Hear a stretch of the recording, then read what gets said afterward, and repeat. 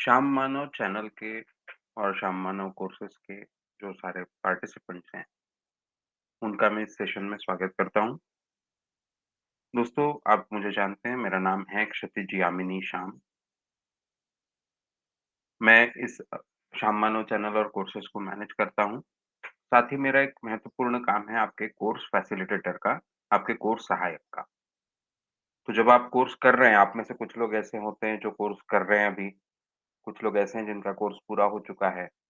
तो जो लोग कोर्स कर रहे हैं या पूरा हो चुका है, उनको अगर कहीं समझने में कठिनाई हो रही है कोर्स के किसी टॉपिक को लेकर, तो उस पर आपसे चर्चा करना, उसे समझने में आपकी मदद करना ये मेरा काम रहा है। साथ ही जब ये कोर्सेज़ में आपने जो भी सीखा, इन्हें जब आप अपनी ज़िंदगी में इम्प्लीमेंट करते हैं, एक्चुअल ज़िंदगी में उसका इस्तेमाल शुरू करते हैं, तब अगर कोई समस्या आ रही है, तो उस पर भी हम चर्चा कर सकते हैं। मैं 95-97 में पहली बार मैंने ये कोर्सेज़ किए, तब से जुड़ा रहा हूँ। 2007 से मैं खुद एक ट्रेनर के तौर पे काम करता रहा हूँ, ये सारे कोर्सेज़ इनमें से कुछ कोर्सेज़ मैं लेता रहा हूँ और मानव सर के जो भी स्टूडेंट्स होते हैं, उनसे चर्चा हमेशा से करता रहा हूँ और उनके साथ में इसी तरह का एक रोल मेरा पहले से भी रहा है, इसीलिए मैं आपको भी मदद कर सकता हूँ इन कोर्सेज़ को समझने में। तो दोस्तों, आपके जो भी सवाल होते हैं या जो भी टॉपिक्स आपको बात करनी है, उन पर आज हम चर्चा करेंगे। सवाल पूछना है तो उसके लिए आपके पास में 3 तरीके मौजूद है। एक तो आप चैट में लिख सकते हैं, हम गूगल मीट पर ये कर रहे हैं तो चैट में आप लिख सकते हैं। दूसरा तरीका अवेलेबल है कि आप अपना माइक ऑन करके ऑडियो में भी सवाल पूछ सकते हैं। या फिर आप माइक के साथ में तीसरा तरीका ये कि माइक के साथ आप वीडियो भी ऑन करें, कैमरा ऑन करें और वीडियो में सवाल पूछें। तो वीडियो पे भी सवाल पूछे तो हमको अच्छा लगता है ताकि अ, आपसे और अच्छे से बात हो पाती है। पर वीडियो में अगर आप आ रहे हैं, तो ये ध्यान रखिए कि आप एक क्लासरूम में आ रहे हैं, एक सार्वजनिक जगह पर आ रहे हैं, पब्लिक में आ रहे हैं, तो वैसे आपने ठीक ढंग से कपड़े पहने हैं, आपका बैकग्राउंड वगैरह ठीक है।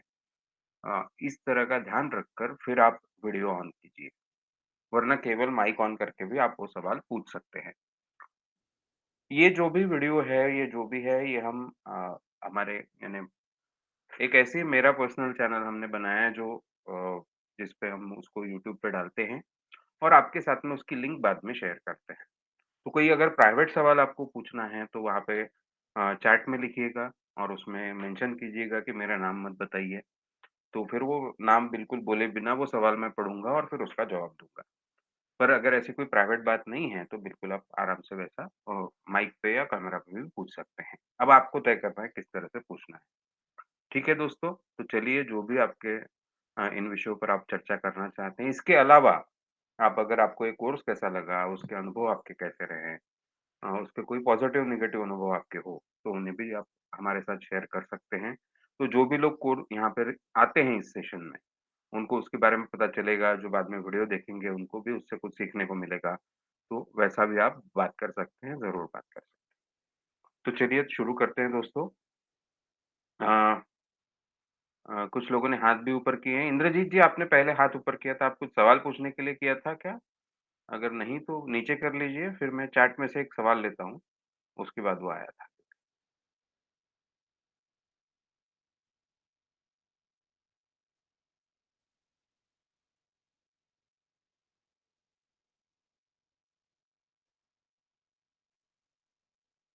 ठीक है, चलिए। मैं चैट में से पहला सवाल लेता हूँ, फिर ऑडियो पे सवाल आप पूछ सकते हैं।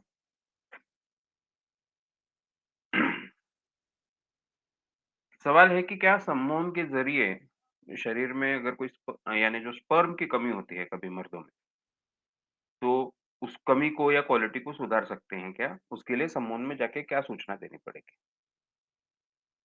हेल्थ से रिलेटेड जो भी विषय होते हैं, उसमें हमको 2 तरीके उपलब्ध है सूचनाएँ देने के। एक डायरेक्ट सूचना जिसे हम पोस्ट हिप्नोटिक सजेशन बोलते हैं। पोस्ट हिप्नोटिक सजेशन कैसे देनी होती है, ये आपको पता है। आपका जो नोट्स हैं, कोर्स ए की मैं समझ रहा हूँ कि ये कोर्स ए का सवाल है। तो अगर नोट्स जो आपके हैं, तो उन नोट्स में पूरे वो पोस्ट हिप्नोटिक सजेशन दिए गए कि हेल्थ की विविध समस्याओं के लिए कैसे पोस्ट हिप्नोटिक सजेशन दो। तो बस आप सम्मोहन में जाइए और वो सजेशन दीजिए, उसका भी एक रिज़ल्ट मिलता है। दूसरा तरीका ये होता है कोर्से वालों के लिए कि जो अभी जो भी समस्या है, उस पे फ़ोकस करो जैसा अभी हम स्पर्म के बारे में बात कर रहे हैं। तो फिर हमारा जो हमको पता है स्पर्म कहाँ पे पैदा होते हैं, टेस्टिस में पैदा होते हैं। तो वहाँ पे जो अंडकोश होते हैं, वो रिलैक्स हो रहे हैं, ऐसा हमको इमेजिन करना है। वहाँ से एंग्ज़ायटी बाहर निकलती जा रही है। वहाँ पे खून का बहाव नॉर्मल होता जा रहा है और अच्छा होता जा रहा है और दिन-ब-दिन वो हेल्दी, तंदुरुस्त बनते जा रहे हैं। ये सूचनाएँ दीजिए और उसके बाद पोस्ट हिप्नोटिक सजेशन दीजिए। पोस्ट हिप्नोटिक सजेशन कैसे होते हैं? उसमें हमेशा पता है हमको कि 2 तरीके से देने होते हैं। पहला होता है दिन-ब-दिन हर साँस के साथ। अब यहाँ पर हम स्पर्म की क्वांटिटी और क्वालिटी की बात कर रहे हैं। तो दिन-ब-दिन हर साँस के साथ स्पर्म की क्वांटिटी बढ़ती जा रही है और क्वालिटी ज़्यादा अच्छी होती जा रही है।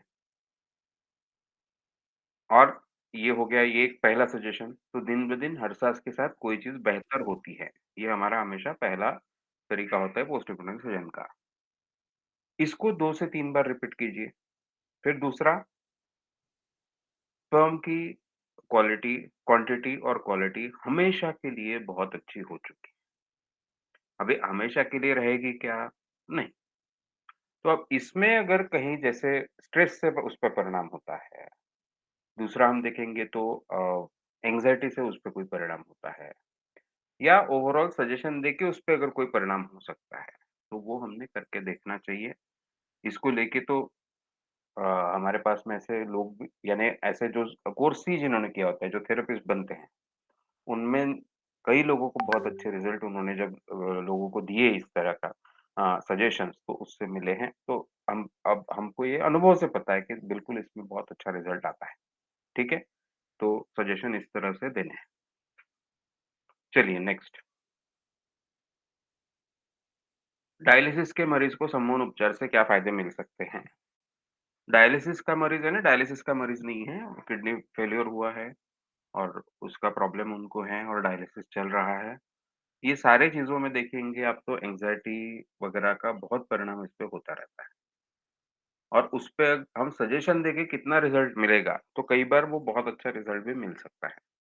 तो इसलिए हमेशा आप समझिए कि ये इस पे परिणाम होगा क्या? ये सवाल ही पूछने की ज़रूरत नहीं। 3 तरह की बीमारियाँ होती है। एक होती है शारीरिक बीमारी, जो केवल शरीर को होती है, शरीर के हिस्से। अब उसमें अब क्योंकि शारीरिक बीमारियों में समझो हम बोलेंगे कि 2 तरह की बीमारियाँ होती हैं, कि एक तो होती है कि शरीर में अपने आप कुछ बिगाड़ हो रहा है ना? जैसे कोई ऑर्गन वीक हो गए या कुछ हो गया या फिर जिसे हम इम्यून सिस्टम की बीमारियाँ बोलते हैं, ऑटो इम्यून डिसीज़ेज़ हो गए हैं या फिजियोलॉजिकल बीमारियाँ होती हैं कि हार्ट ठीक से काम नहीं कर रहा है वगैरह-वगैरह। तो जो शरीर ही ठीक से अगर कुछ उसमें गड़बड़ हो रही है, तो उसमें भी सजेशन का परिणाम होता है। कोई इन्फेक्शंस हैं उसमें इम्यून सिस्टम से ही वो ठीक होने वाले हैं, तो इम्यून सिस्टम अच्छी होने के लिए सम्मोहन के सजेशन का परिणाम होता है। तो शारीरिक बीमारियों में सम्मोहन का फ़ायदा मिलता ही है। मानसिक बीमारियों में भी सम्मोहन का बहुत अच्छा फ़ायदा मिलता है। हमको तो लगता है उल्टा पहले ऐसा ही लगता होगा आपको कि सम्मोहन का फ़ायदा तो मानसिक बीमारियों में मिलेगा। मानसिक बीमारियों में जो जहाँ पे आभास लोगों को होते हैं, ऐसी बीमारियों में उनके आभास कभी-कभी बढ़ सकते हैं। वहाँ पे वो यूज़ नहीं करना चाहिए। हार्मोन इस्तेमाल शुरू करने के बाद अगर उन्हें इस तरह से ज़्यादा उनके आभास होने लगे, भ्रम होने लगे, तो उन्होंने उसे रोक देना चाहिए। वो छोड़ के मानसिक बीमारी में भी बहुत अच्छे रिज़ल्ट हमको मिलते हैं। और तीसरा है साइकोसोमैटिक बीमारियाँ, यानी होती शरीर को है, पर उस कहीं न कहीं उसके पीछे का कारण मानसिक है। इसमें भी बहुत अच्छे रिज़ल्ट मिलते हैं। तो कौन-सी बीमारियों में और हर बीमारी में जैसे अभी हुई शरीर को है, पर उसमें कुछ न कुछ पार्ट होता है जो साइकोलॉजी भी प्ले करते रहते हैं। तो उसका और हमारे शरीर में खुद को ठीक करने के मैकेनिज़्म भी होते हैं। यानी इम्यून सिस्टम भी है, उसके अलावा कोई ऑर्गन में गड़बड़ हो तो उसे भी ठीक करने के कुछ मैकेनिज़्म हमारे शरीर में। तो इन मैकेनिज़्म्स में हम देखते हैं कि सजेशंस का परिणाम होता है। इसलिए आज की बात ये याद रखें हम कि कोई भी बीमारी में फ़ायदा होगा क्या? ये सवाल के बारे में नहीं सोचना चाहिए, उसका अच्छे से इस्तेमाल करना चाहिए। उसके लिए जो सूचनाएँ हमने सीखी है पूरे कोर्स में, उस तरह से सूचनाएँ लिखनी चाहिए और उन्हें देना चाहिए। अब सूचनाओं के बारे में मैं आपको कहूँगा कि ये अगर आपकी सूचना है, आपको लग नहीं रहा है, आपको स्पष्टता नहीं है कि ये बराबर है कि नहीं, उन्हें लिखिए, हमको भेजिए, हमें कॉल कीजिए कि मैंने आपको सूचनाएँ भेजी हैं, तो प्लीज़ एक बार चेक करके हमको बताइए उसमें कोई बदलाव की ज़रूरत है क्या? उस पे हम चर्चा करेंगे, बदलाव की ज़रूरत हो तो बदलाव करेंगे और उसे हमने लेना चाहिए। ठीक है? चलिए अब हम 1-2 अगर जिन्होंने हाथ ऊपर किए हैं उनके सवाल लेते हैं। यस, दीपक जी आप कुछ पूछना चाहते हैं? जी, good evening sir. Good evening, good evening. Sir मेरा सवाल मतलब है, पहला तो ये है कि जी। हिप्नोथिंक में हुँ। जो हम करते हैं तो मैं अभी बिना म्यूज़िक के कर रहा हूँ, तो वो भी चलेगा? हाँ, हाँ, बिल्कुल। अच्छा, दूसरा सर ये पूछा था कि जो डेन में हम टाइम जो लगाते हैं, वो मतलब जैसे मैं जाके उसमें ज़्यादा टाइम नहीं लगा पाया, मतलब 3, 4, 5 मिनट ही लगे मुझे। तो उसके अलावा और क्या एक्टिविटीज़ हम कर सकते हैं, जो हम टाइम उसमें बढ़ा पाएँ? नहीं, अभी हिप्नोथिंक अगर आपको करना है उसमें, जी, हमारी एक बात हुई थी बाकी सबके लिए मैं बताऊँ कि कुछ विषय जी, पे इनको सोचना था और कुछ जवाब उनको लग रहा था कि एनालिसिस पूरा नहीं हो रहा है, मैं कुछ जवाब ढूँढ नहीं पा रहा हूँ। तो उसपे हमने कुछ दिन 1-2 दिन पिछले से हमारी बात चल रही है, तो हमने उसमें हिप्नोथिंक की बात की थी। तो अब हिप्नोथिंक वैसे बी कोर्स में सिखाया जाता है, उसके बाद सी कोर्स में भी और डिटेल में सिखाया जाता है। पर इसका मैंने इसलिए उनसे चर्चा की या आप सबको भी सबसे भी मैं बात कर रहा हूँ कि किसी विषय पे जब हमको विचार करना है बहुत और वो एकाग्रता से करना है, तो हम एक सम्मोहन की अवस्था हमको अभी सीखे हैं हमने। वहाँ पे गए आप डेन में गए, वहाँ पे आप शांति से बैठे हो। इसके आगे बोला जाता है आपको अपनी सूचनाएँ दीजिए। अब आपकी सूचनाएँ देनी हैं, तो अब ऐसे में अब देखो केवल पूरा थिंकिंग आप सम्मोहन में करोगे, तो भी कठिन है क्योंकि कभी-कभी हमको वो एनालिसिस करने के लिए जानकारी की ज़रूरत होगी। किसी विषय का अगर हमको उस पे हमको विश्लेषण करना है, वो विश्लेषण जानकारी के बिना तो संभव नहीं है। तो जो भी विषय पे आपको सोचना है, कोई निर्णय लेने हैं, कुछ विचार करना है, उसका एक्चुअल ज़िंदगी में भी अच्छे से विश्लेषण हमने करना चाहिए। उसके लिए हम जानकारी लेंगे, उसके लिए जो अनुभवी लोग हैं उस क्षेत्र के, उनकी कुछ उनके तरफ से कुछ अवेलेबल है क्या? उनका वीडियो अवेलेबल है क्या? उनके आर्टिकल अवेलेबल है क्या? उनसे बात हो सकती है क्या? उनसे भी हम चर्चा करेंगे और ये सारे मुद्दे हम नोट करते जाएँगे कि कोई अगर ये विशेष विषय पे आपको विचार करना है या कोई समस्या पे आपको सॉल्यूशन चाहिए। अब वो सॉल्यूशन क्या-क्या हो सकते हैं, उसका हम एक लिस्ट बनाएँ। उसको हम कैसे-कैसे अपनी ज़िंदगी में इम्प्लीमेंट कर सकते हैं, कौन-सा सॉल्यूशन संभव है, कौन-सा नहीं संभव, क्या समस्या है, सारा विश्लेषण आप जागते हुए भी नॉर्मल अवस्था में आपको करना है। अब इसे फिर भी ये कंप्लीट नहीं हो रहा है और स्पष्टता नहीं आ रही है। वो यानी जानकारी अपने दिमाग में आपने ले ली। अब इस जानकारी को ठीक से आपको उस पे काम करना है या उस पे एकाग्रता से विचार करना है, ये एनालिसिस ये विश्लेषण पूरा करना है, इसमें आप सम्मोहन की मदद लेके देख सकते हैं। तो सम्मोहन अवस्था में जाइए और ये सारी बातों के बारे में एक-एक करके सोचिए। हो सकता है आपको ज़्यादा अच्छे से जवाब मिले। तो ऐसा करना है। अब आप डेन में जाओगे तो क्या होगा? आप डेन में गए यानी अ, बगीचे से चलते हुए हम जाते हैं, फिर वो एक बंगले में जाके सो जाते हैं, फिर गहराई बढ़ने के लिए 1 से 20 तक नंबर गिनते हैं और उसमें कुछ सूचनाएँ भी देते हैं। और फिर पूरे गहरे 20 तक गहरे जाने के बाद हम बोलते हैं कि हम अब सबसे गहरी अवस्था में आ चुके हैं, डीप डीप स्लीप और अब हम सूचनाएँ देते हैं। तो वहाँ पे आपको फिर आगे की सोचना है। अभी आगे का जो सोचना है आपको, तो फिर ये जो सारा विश्लेषण आपने किया है, उसके बारे में सोचिए। अब आप बोलोगे सर वो ऑडियो तो हमारा एक लिमिटेड टाइम का है। तो मैंने एक आइडिया ऐसे डिस्कस की थी कि अ, हेडफ़ोन लगाकर ये शुरू कीजिए प्रोसेस और एक समय आया आप वहाँ पे पहुँच गए, यानी यहाँ पे आ गए, डीप डीप स्लीप बोल दिया। अब आपके बारे में सूचनाएँ दीजिए। ऐसा बोलना सुनाई देते ही वो हेडफ़ोन निकाल दीजिए। उतना तो हम कर सकते हैं सम्मोहित अवस्था में रहकर भी। और फिर आगे आपको सोचने के लिए जितना वक़्त चाहिए उतना ले लीजिए। आपको लगा ठीक है मैं आज के लिए इतना सोचना काफ़ी हुआ, उसके लिए समझो 3 ही मिनट लगे तो भी चलेगा, 10 मिनट लगे तो भी चलेगा, थोड़ा ज़्यादा वक़्त लगा तो भी चलेगा। और उसमें केवल सो मत जाइए, उस पे इस विषय पे फ़ोकस होके हमको विचार करना है। तो ये करने की ये कर कीजिए। आपको लगा ठीक है चल आज 10 मिनट मैंने सोचा पर अभी कुछ समझ में नहीं आ रहा है, बाद में सोचेंगे। अब मैं जागना चाहता हूँ। फिर ऐसा करने के बाद आप आगे की सूचनाएँ खुद दीजिए। अब मैं धीरे-धीरे जाग रहा हूँ, हल्का-हल्का महसूस कर रहा हूँ, बेड से उठा। और धीरे-धीरे चलते हुए बाहर आया, गार्डन से जाते हुए बाहर आ रहा हूँ। यानी आगे का जो भी बाहर आने के लिए जो प्रक्रिया है, अब आपको खुद से सूचनाएँ देनी पड़ेंगी और उससे बाहर आना पड़ेगा, ठीक है?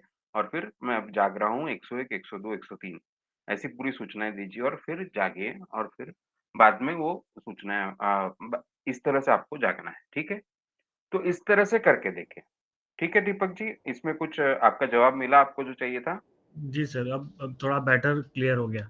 Okay, okay. और सर एक और सवाल है कि जैसे हमारा जो माइंड है, जी। वो कभी भी अच्छी चीज़ों की तरफ आकर्षित नहीं होता। मतलब हमें सुबह उठना है या एक्सरसाइज करनी है, अच्छा हुँ, खाना खाना है या पॉजिटिव चीज़ें सोचनी है, कभी भी इनकी तरफ अट्रैक्ट ना होके हमेशा नेगेटिविटी और गलत चीज़ों की तरफ ज़्यादा जल्दी जाता है। तो ऐसा जनरली मैंने देखा है कि हुँ, वीडियोज़ इतने लोग डालते हैं तो 95% शायद ऐसा ही होता होगा सबके साथ ही। हुँ, बुक्स भी हुँ। हैं इसके ऊपर। तो ऐसा बेसिक नेचर में क्यों है सर हमारे, मतलब हम अच्छी चीज़ों की तरफ क्यों नहीं रहते? वो यानी इतना भी सही नहीं है ये जो आप बोल रहे हो कि हम नेगेटिव चीज़ों की तरफ ज़्यादा आकर्षित होते हैं। कई बार हम जो इतनी बुरी नहीं होती चीज़ें उनको भी नेगेटिव मानते हैं। अब उसमें ये भी हो गया है कि वो क्योंकि कल्चर का हिस्सा बन गई है वो चीज़ें, इसलिए भी हम वो नेगेटिव भी बन चुके हैं। अब जैसे कि फूड है, तो खाना खाने की इच्छा होना इसमें कोई नेगेटिव नहीं है। पर हमने फूड को ऐसा बना दिया है या हमारी दिनचर्या ऐसी हो गई है कि अभी उतना फूड खाना या वैसा फूड खाना, ये प्रॉब्लम हो गया है ना? तो हमको अलग से फूड के बारे में सोचना पड़ता है। तो फिर ज़्यादा खाने की या ये खाने की इच्छा होना, ये नेगेटिव हो गया है। ये समस्या है देखिए। यानी पर आपका जो बॉडी बनी है वो कैसी बनी है? बॉडी तो बनी थी जब आप हम यानी पहले बार इंसान बने लगभग 2 लाख साल पहले। तब तो ऐसा नहीं था ना कि आसानी से खाना मिलेगा। तब तो ऐसा था जब जो खाना मिले बहुत खा लो। जिसका फैट स्टोरेज अच्छा होगा उल्टा वो ज़्यादा जिएगा। क्योंकि जब खाना नहीं मिल रहा है, तो वो फैट से वो जी पाएगा। तो उसके लिए तो फैट स्टोरेज का हमारे इसमें पूरा मैकेनिज़्म है ना? तो कहने का मतलब जो हमारा बॉडी बनी है या हमारा पूरा शरीर बना है या हमारी जो अंदर की इच्छाएँ हैं, वो प्रिमिटिव है। यानी 2 लाख साल पहले की थी लगभग वैसी। तो उसमें बहुत संस्कारों से फ़र्क पड़ता है, पर फिर भी वो वैसी है। अब उसमें और एक जैसा हम कहेंगे कि अभी सेक्स या उससे जुड़ी सारी चीज़ों को हम नेगेटिवली देखते हैं, एक तरह से। भारत में नहीं देखते थे उल्टा, यानी अंग्रेज़ों के पहले भारत में ऐसे नहीं देखा जाता। यानी जिसे हम भारतीय संस्कृति कहते हैं उसमें उल्टा इसे बहुत ओपनली देखा जाता था या इसे अच्छा समझा जाता था। इसे हेल्थी चीज़ समझा जाता था वगैरह-वगैरह। पर फिर अंग्रेज़ों का परिणाम हो या जो भी परिणाम हो, आज हम उसको बुरी नज़र से देखते हैं। ये गलत बातें हैं, ऐसी इच्छाएँ नहीं होनी चाहिए वगैरह-वगैरह। उल्टा हमको पता है कि सारी दुनिया ही उसके कारण बनती है। हर बच्चा ही पैदा उसके कारण होता है। उसके अलावा वो बहुत खुशियाँ भी हमको देता है, ज़्यादा हेल्थ के लिए ज़रूरी है, अच्छा है, स्ट्रेसेस कम होते हैं वगैरह जो भी हो। पर हमारे कल्चर में उसको हम नेगेटिव मानते हैं, है कि नहीं? तो ऐसा है मेरे कहने का मतलब। तो पर शरीर या हमारी मन की या साइकोलॉजी की इच्छा क्या होगी कि हमें वो मिलना चाहिए या हमें वो हमारे जीवन का एक महत्वपूर्ण हिस्सा होना चाहिए। तो ये रहेगा, ये मेरे कहने का मतलब है। तो हमारे शरीर की, हमारे साइकोलॉजी की जो इच्छाएँ हैं, उसके हिसाब से हमारा समाज नहीं है। उसके अलग हमारी एक संस्कृति बन गई है, जिसमें दोनों मैच नहीं हो रहे कहीं न कहीं। उसमें से ऐसा हमको फीलिंग होता है कि जो नेगेटिव है या जो अच्छा नहीं है, वो ज़्यादा इच्छा होती है उसकी हमको। उल्टा जो नेचर है, जो ब ब हमारा जो बायोलॉजी है ना? उसके हिसाब से या प्रकृति हमारी है, उसके हिसाब से आप देखोगे तो जो हेल्दी है, तो छोटे बच्चों में आप देखोगे ज़्यादातर कि जो हेल्दी चीज़ें, जो अच्छी चीज़ें हैं, वो उनको करने को इच्छा होगी। प्राणियों में आप देखोगे तो वो वैसा आपको नज़र आएगा। हम क्योंकि बहुत कल्चराइज़ हो जाते हैं। बच्चा पैदा हुआ तो वो प्राणी जैसा है ना, वो धीरे-धीरे उसको हम इंसान बनाएँगे। वो जैसे-जैसे सिखाते जाएँगे तो फिर ऐसी टेंडेंसी बनती जाएँगी। तो यानी अभी आपने सवाल पूछा तब मैं सोचने लगा इस पे, पर उसके हिसाब से वही मेरा एनालिसिस मुझे लग रहा है कि जैसी हमारी इच्छाएँ हैं, हमारी शरीर की साइकोलॉजी की ज़रूरतें हैं, उसको मैच ना होने वाली संस्कृति हमने बना दी है। उसमें से हमको ऐसा लगता है कि जो नेगेटिव चीज़ें हैं, जो खराब चीज़ें हैं, वो ज़्यादा हमको अट्रैक्ट करती है और अच्छी चीज़ें हमको अट्रैक्ट नहीं करती। तो ऐसा मुझे लगता है अ, इसके अलावा कुछ हो सकता है एक्चुअल में कि कुछ चीज़ें कुछ लोगों को वैसे अट्रैक्ट करें, पर वो फिर क्या होगा, वो तो जिस तरह का फिर संस्कार हुआ, यानी बचपन से जो भी अनुभव आया, जिस तरह से हमारा व्यक्तित्व बनता है, उसके कारण ऐसी कुछ नेगेटिव चीज़ें आ सकती हैं, ठीक है? पर ये जो हमारा ये कहना है कि 95% लोगों को नेगेटिव चीज़ें ज़्यादा पसंद आती हैं, उसके पीछे ये वाला कारण होगा जो मैंने बोला। ऐसा मुझे लगता है। सोचते हैं इस बात पे और। Thank you sir. Yes, yes Pandari ji, Sadashiv ji आपको कुछ पूछना है? या तुषार सांडवे जी? इन दोनों के अगर ऑडियो में सवाल आते हैं तो उसके बाद हम नहीं तो चैट के सवाल लेंगे। Sir, am I audible? Yes, yes. कौन बोल रहा है? Okay, sir. I have multiple हाँ, तुषार questions, जी। sir. I'm Tushar. ओके, बोलिए। Okay. Sir, my first question is about transfer of neurosis. Hmm, If I am a deep trance subject, hmm, will it be a good idea to become a hypnotherapist? ठीक है। पर transfer of neurosis होता है ऐसा जो है एक ऐसा देखा जाता है। उसपे तुषार जी का सवाल है। तो ट्रांसफर ऑफ न्यूरोसिस यानी क्या? अगर कोई जो ट्रीटमेंट देने वाला इंसान है, एक इंसान जिसको कोई न्यूरोटिक प्रॉब्लम है, जैसे न्यूरोटिक डिप्रेशन है, अब उसको वो ट्रीटमेंट दे रहा है, भले ही वो साइकियाट्रिस्ट हो, साइकोलॉजिस्ट हो या यहाँ पे हम बोले कि हिप्नोथेरेपिस्ट हो। तो कभी-कभी वो ट्रीटमेंट देने वाले को वो चीज़ का सामना करते-करते वो चीज़ उसको भी वो समस्या शुरू हो जाती है। तो उसमें तुषार जी का सवाल है पर मैं अच्छा सब्जेक्ट हूँ यानी मैं अच्छे से हिप्नोटाइज़ होता हूँ, मैं सजेस्टिबल हूँ। तो मेरे ये जो ट्रांसफर ऑफ न्यूरोसिस है, ये होने की चांसेस ज़्यादा है क्या? तो तुषार जी मुझे नहीं लगता ऐसा होना चाहिए। ट्रांसफर ऑफ न्यूरोसिस होने का वो उस पे निर्भर नहीं है कि कितना आप सजेस्टिबल हो या कितना अच्छे सब्जेक्ट हो हिप्नोटिज़्म के। वो आपके ओवरऑल पर्सनैलिटी पे डिपेंड करेगा। आपके ओवरऑल सोच आपकी कितनी क्लियर है, अपने व्यक्तित्व में आपका कितना आत्मविश्वास है, उस पे वो ज़्यादा डिपेंड करेगा। कितना स्ट्रॉन्ग आपका व्यक्तित्व है, उस पे डिपेंड करेगा, ऐसा मुझे लगता है। पर लगे तो आप भी चेक कीजिए कि इसका उससे कोई लेना-देना है क्या? बाय लॉजिक मैं ये बता रहा हूँ। मैंने कभी इस विषय पे वैसे नहीं सोचा, जैसा आपने सवाल पूछा।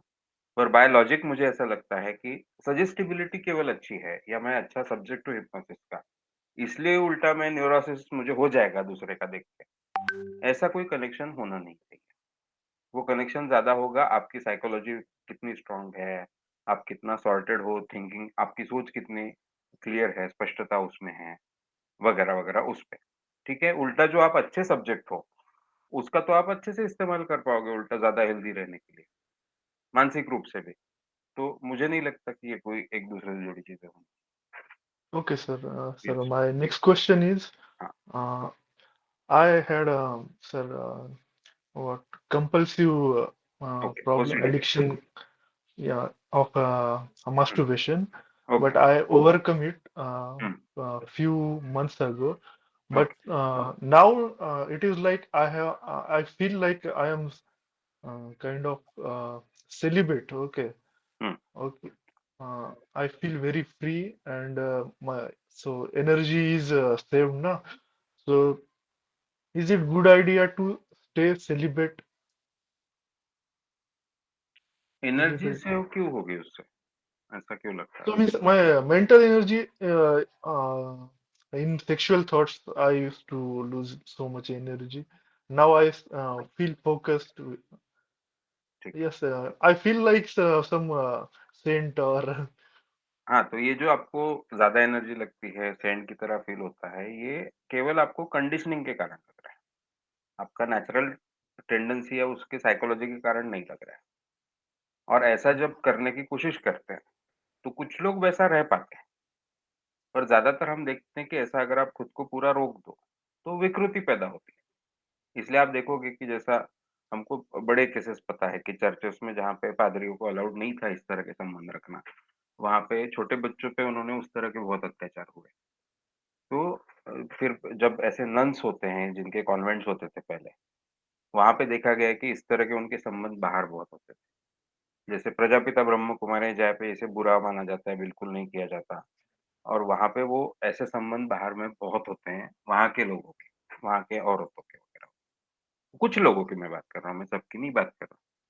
तो यानी मैं या हमारे घर का कोई प्रजापिता जाता है तो वैसा करता है, ऐसा बिल्कुल नहीं कहना, पर वहाँ के ऐसे कई केसेस हैं कि वो इस तरह से उनके रिलेशन होने लगे। तो सेक्स ऐसा चीज़ें हैं कि इसको हम रेगुलेट कर सकते हैं, ठीक है?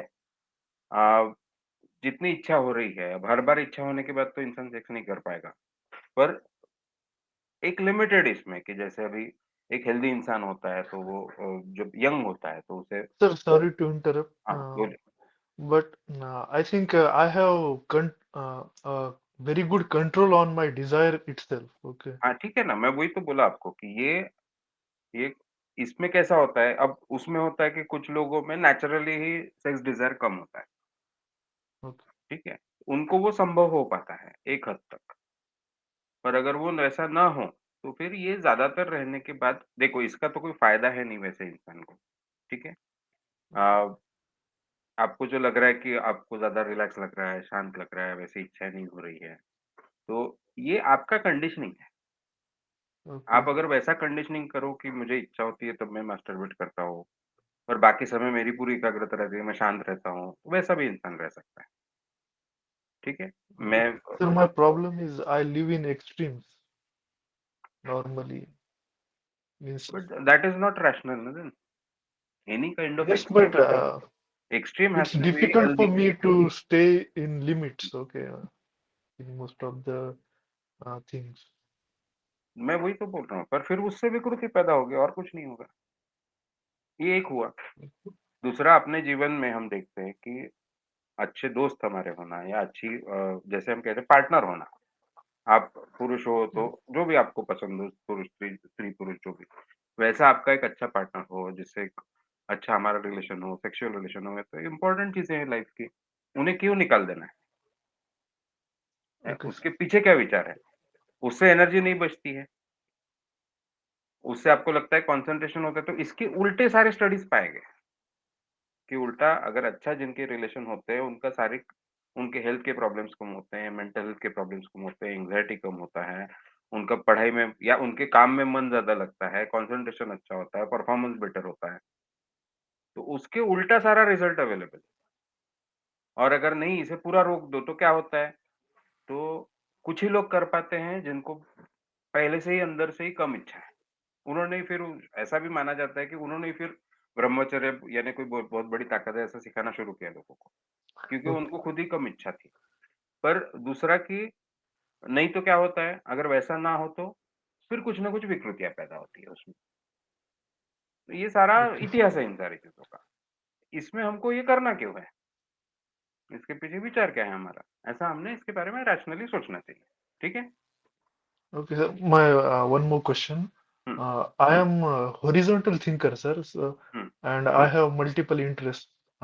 So, like I have interest in screenwriting and वाह! also in hypnotherapy, psychology, and also in value investing. So I am unable to decide uh, to do career in which field. Good. ऐसा होता है बहुत लोगों के साथ जिनको कई लोगों को आसान हो जाता है क्योंकि उनको एक ही बात आती है। आती ही एक चीज़ है तो Mm, फिर ज़्यादा सोचना नहीं पड़ता। कुछ लोग होते हैं जो एक से ज़्यादा चीज़ों में अच्छे भी होते हैं और पसंद भी होती है। तो अब अगर ऐसे में आप सोचो कि और करियर एक में ही करना चाहिए, ऐसा कुछ नहीं है। आप एक एज़ अ कम फाइनल एक मेन करियर के तौर पे एक चूज़ कर सकते हो जिसमें आपको अच्छा पैसा मिल रहा है, वो करने में अच्छा लग रहा है। एज़ अ सेकेंडरी करियर आप उसमें से कोई एक चीज़ कर सकते हो, जैसे 3 चीज़ें आपने बोली और एज़ अ mm, हॉबी आप तीसरी चीज़ रख सकते हो। अब इसमें से कैसे तय करोगे कौन-सा मेन करियर है? तो जिसमें mm, सबसे ज़्यादा टाइम देना सबको अच्छा लगता है और उसमें उतना पैसा आ रहा है जितना आपको ज़रूरी है। आपको आपके जीने के लिए, आपकी जो बेसिक ज़रूरतें हैं और आपकी जो भी परिस्थिति है, आपके परिवार की ज़िम्मेदारी हो, जो भी हो, mm. उसका विचार करके कितने पैसे की ज़रूरत है, उतना पैसा आप किसमें से कमा पा रहे हो और उसमें समय देने में आपको अच्छा लग रहा है। ये सबसे बेस्ट कॉम्बिनेशन जिसका हो रहा है, वो चीज़ को हम मेन करियर कर सकते हैं। ठीक है? तो फिर जो सेकंड चीज़ें हैं, कि हुँ, नहीं मैं क ठीक है, ये भी पसंद है मुझे, तो उसमें अगर आप सेकेंडरी करियर कर सकते हो, पार्ट टाइम कुछ कर सकते हो, तो वैसा कर सकते हो। तीसरी चीज़ को एज़ अ हॉबी ले सकते हो, या वो सेकेंडरी वाला करियर में दोनों चीज़ें आप एक साथ सेकेंडरी कर सकते हो। जैसे आपने स्क्रीन राइटिंग कहा, तो ये हुँ। फुल टाइम तो करने की शायद ज़रूरत नहीं है, तो आप ये इसको पैरेलल कर सकते हो, वैसा। Okay sir, thank you. ऐसा और मेरा कहना है कि ज़्यादा पैसे कमाना इज़ नॉट मोर सक्सेस। हुँ, आपके ज़रूरी पैसा अगर आप कमा रहे हो, जितना और कम से कम ज़रूरी है सोचो, नहीं तो हम ज़रूरतें के नाम पे इतनी ज़रूरतें हुँ, बढ़ा देते हैं कि वो ही पैसा बड़ा हो जाता है। कम से कम ज़रूरी चीज़। तो यस, वो कम से कम पैसा अगर मैं किसी भी चीज़ में कमा पा रहा हूँ, फिर उसके आगे जो मुझे पसंद है वो करने में क्या प्रॉब्लम है? जो पसंद भी है, जो मुझे चैलेंज भी करता है, जो मुझे मेरी कैपेसिटी जो है उसको बढ़ा भी रहा है, मेरे टैलेंट को निखार रहा है, नई-नई चीज़ें डेवलप हो रही है मुझ में, वैसे जो चैलेंजेस हैं, वैसी जो चीज़ें हैं, वो करने में अगर मैं वक़्त दे रहा हूँ, तो ज़्यादा अच्छा है। जो लोग केवल पैसे यस, के हिसाब से सक्सेस को गिनते हैं, वो बोलेंगे आपको कि नहीं आप इतने सक्सेसफुल नहीं हो। पर उनके हिसाब से अपने बारे में क्यों सोचना है हमने? ओके सर, ठीक है? Thank you. सोच के देखिए, जी, हम चर्चा करते हैं। जी, ओके। यस। मैं अभी चैट में से 1-2 सवाल ले लेता हूँ, फिर आप पूछिए दोस्तों।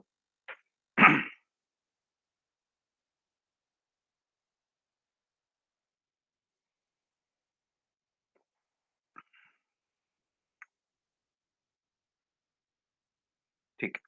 बबलू यादव जी का एक सवाल है कि आजकल बच्चे बहुत एग्रेसिव नेचर के हो गए हैं, due to over exposure of social media. Parents की एडवाइस नहीं सही लगती, पर सोशल मीडिया इन्फ्लुएंस की बातें सही लगती हैं। तो ऐसे में उन्हें कैसे समझाएँ? ठीक है। अब हम तो सोशल मीडिया एडवाइज़र की तरह सोशल मीडिया इन्फ्लुएंसर की तरह काम करते हैं, तो मैं आपको उल्टा कैसे बोलूँ?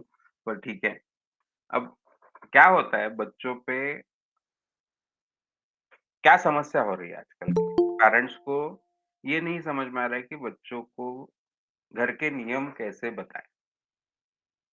तो हमेशा अब ये सारा विषय जो है वो पैरेंटिंग वाली जो हमारा कोर्स है, पैरेंटिंग वाली जो कार्यशाला है उसमें अच्छे से दिया गया है। तो घर के जो नियम हैं, बच्चों को ये पता होना चाहिए कि उनका भी काम क्या है। तो एक उम्र के बड़े होने के बाद उन्हें घर का कोई काम उनको पता होना उनको उनकी ज़िम्मेदारी होनी चाहिए कि ये काम अब तुमने करना है। उनकी पढ़ाई उन्होंने ठीक से करे, ये उनकी ज़िम्मेदारी होनी चाहिए। उनका परफ़ॉर्मेंस, उनका होमवर्क, ये उनकी ज़िम्मेदारी होनी चाहिए। खुद की डेवलपमेंट के लिए वो कोई स्पोर्ट्स खेल रहे हैं, कला सीख रहे हैं, ये उनकी ज़िम्मेदारी होनी चाहिए। ठीक से खाना खा रहे हैं वगैरह-वगैरह, ये उनकी ज़िम्मेदारी। और वो जब कोई ये ज़िम्मेदारी पूरी नहीं करते, तो उन पे और ये नियम हो सकते हैं कि सोशल मीडिया भाई तू इतना ही समय यूज़ करेगा। तो दिन में अगर 1 घंटा अलाउ करना है, TV, social media, mobile, computer game क्या खेलना है ये तय कर पर 1 घंटा ही अलाउड है। वो घर का नियम होना चाहिए। वो नियम अगर वो नहीं मानते, तो फिर क्या होना चाहिए? ये जो 1 घंटा दिया जा रहा है, उसे भी हमने निकाल देना चाहिए, उसे भी हमने बंद कर देना चाहिए। आजकल ऐसा हो गया है घरों में कि जो घर का बच्चा है वो सबका मालिक बन गया है। ऐसा सब बिहेव करते हैं। यानी जो ये हम सिखाते हैं कि ना मत बोलो, उल्टा है, ना बोलो सही चीज़ के लिए ना बोलो। बिना वजह का ना मत बोलो। कोई चीज़ उसने बोली, वो अगर सही है, उसमें कुछ प्रॉब्लम नहीं है, तो जहाँ तक संभव हो हाँ बोलो। और अगर वो गलत है, तो हर गलत चीज़ को ना बोलो। और एक बार ना बोल दिया, तो फिर वो कितना भी आपको बोले तो उसको हाँ मत करो। नहीं तो फिर वो रोएँगे, चिल्लाएँगे, नाटक करेंगे, फिर हम ना का हाँ कर देंगे। फिर उनको पता चल गया, उनके पास चाबी आ गई, आपके ना को हाँ में कैसे बदलना है। अब ये चीज़ों के कारण ऐसा होता है कि बच्चे सुनते ही नहीं पेरेंट्स की। तो हमको ये सारे बदलाव करने पड़ेंगे। उनकी ज़िम्मेदारी क्या-क्या है उनको ठीक से क्लियर बताना पड़ेगा। घर के नियम उनको बताने पड़ेंगे। अब घर के नियम ऐसे बनाओ कि उन पे अन्याय करने वाले ना हों। यानी एक बच्चे को केवल वो पढ़ाई करते बैठे, ऐसा तो नहीं ना अच्छा लाइफ़ है। तो बच्चा जो है वो स्कूल जा रहा है, उसके अलावा उसने कितनी कम से कम पढ़ाई करने की ज़रूरत है, उतना केवल उसको पढ़ाई करने को लगाओ। बाकी उसे बाकी चीज़ें जो करने के लिए, खेलने के लिए समय दो, पढ़ने के लिए समय दो, बाकी चीज़ें पढ़ने के लिए समय दो, बाकी चीज़ें कला करने के लिए कला गुण खुद के निखारने के लिए समय दो। ऐसा एक्सपोज़र उसको दो। उसको सही ढंग से खाना दो। उसको जो भी है, नियम जो हो वो अन्यायकारक ना हो। नहीं तो आप बोलोगे तू अ, स्कूल में जा और घर आके फिर तेरा ये 3 घंटे क्लासेस भी लगाया मैंने और उसके अलावा तू 2 घंटे पढ़ाई भी कर। ऐसा अन्याय करोगे तो फिर वो बच्चे के साथ गलत हो जाएगा।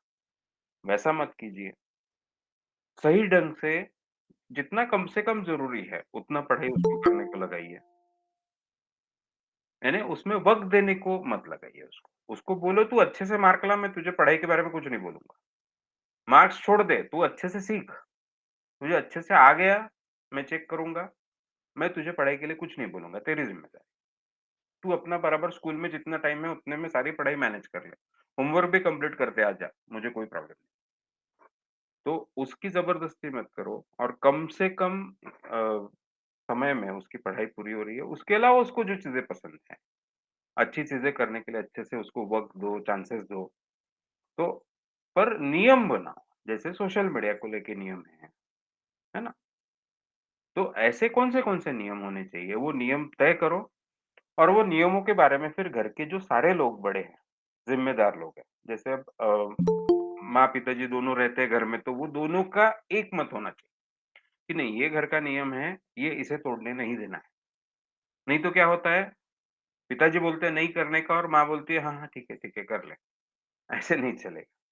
या घर में कोई दादा-दादी रहते हैं, वो भी उसमें शामिल चाहिए। नहीं तो माँ-बाप बोलेंगे नहीं करना है और वो बोलेंगे नहीं, नहीं ऐसा कैसा आप इतना रोकते हो, बच्चा देखो रो रहा है, नहीं करने दो। ऐसा नहीं, घर के जो सारे लोग हैं, बड़े लोग, उनकी उसमें एक वाक्यता होनी चाहिए कि ये हमने तय किया है, ये घर का नियम है। बस वो नियम कहीं से वो बच्चे पे अन्याय करने वाले ना हों, वैसे नियम रखो। वो अगर वो नियम को नहीं मानता है बच्चा, वो अगर उन्हें तोड़ता है, ऐसे में जो फिर एक्स्ट्रा चीज़ें हम उनको देते हैं, वो रोक लो। यानी कैसे कि हम अगर कोई जैसे अभी रेगुलरली उसको पसंद वाली चीज़ें बनती है घर में, वो बंद कर दो। नहीं, अभी तेरे पसंद का खाना नहीं बनेगा। हेल्दी खाना बनेगा, रेगुलर खाना बनेगा, वो अवेलेबल है। वो कहीं जो ज़रूरत की चीज़ें कहीं नहीं रोकनी, पर जो एक्स्ट्रा चीज़ें हम दे रहे हैं, जैसे अभी मोबाइल का टाइम है या ये जो इलेक्ट्रॉनिक मीडिया का टाइम है, वो कम कर दो। अ, ऐसे कोई जैसे अभी कभी उसको मीठा खाना पसंद है, रात में आप मीठा देते हो, वो बंद कर दो। उसको कोई पॉकेट मनी देते हो, वो बंद कर दो। तो जो एक्स्ट्रा चीज़ें हम दे रहे हैं, जो वैसे ज़रूरत की नहीं है उसके लिए, उनको हम रोक सकते हैं। वैसी एक पनिशमेंट हो सकती है या फिर इससे भी उनको जो बुरा लगता है वो पनिशमेंट हो सकती है बात न करना उनसे, कुछ देर के लिए। तूने ये किया गलत तो मैं तुझसे बात नहीं करूँगा। तू ये ठीक कर फिर मैं बात करूँगा। ऐसा कुछ हो सकता है। इस तरह से कैसे पनिशमेंट देना है ये भी एक सीखने की ज़रूरत है। इस तरह से करेंगे तो फिर वो हैंडल होता है। ठीक है? और ऐसे में तो मैं कई बार बोलता हूँ नहीं वो मोबाइल देंगे ही नहीं। अरे देंगे ही नहीं का क्या मतलब है? ये कहाँ से हिम्मत आ गई? उनका नहीं है वो मोबाइल, उनको वो हक नहीं है। वो 18-20 साल के हो जाएँगे। उसके बाद वो एक पूरे इंसान है कि अब उनको हम कंट्रोल नहीं रखेंगे। पर तब तक वो मोबाइल नहीं देंगे का क्या सवाल हुआ? पैरेंट अगर बोल रहा है ये मोबाइल अभी तुमको नहीं मिलेगा, चलो वापस दो, तो उसने देना ही चाहिए। ऐसा हम धीरे-धीरे बना सकते हैं रिलेशन और इसके अलावा जो हम प्यार करते हैं, उनकी केयर करते हैं, वो भी करनी ज़रूरी है। नहीं तो केवल हम नियम-नियम कर रहे हैं और केवल उन पे गुस्सा कर रहे हैं, ऐसा भी नहीं होना चाहिए। दोनों का ठीक से बैलेंस हमको रखना पड़ेगा। ठीक है बबलू जी?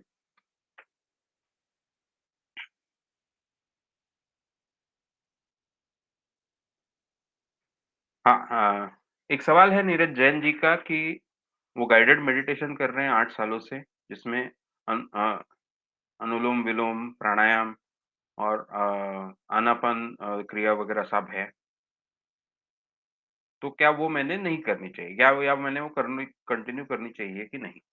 नहीं, बिल्कुल, आप देखिए अब ये अनुलोम-विलोम हो या प्राणायाम हो, आनापान क्रिया हो, ये शायद विपश्यना से जुड़ी इसमें से कुछ बातें हैं।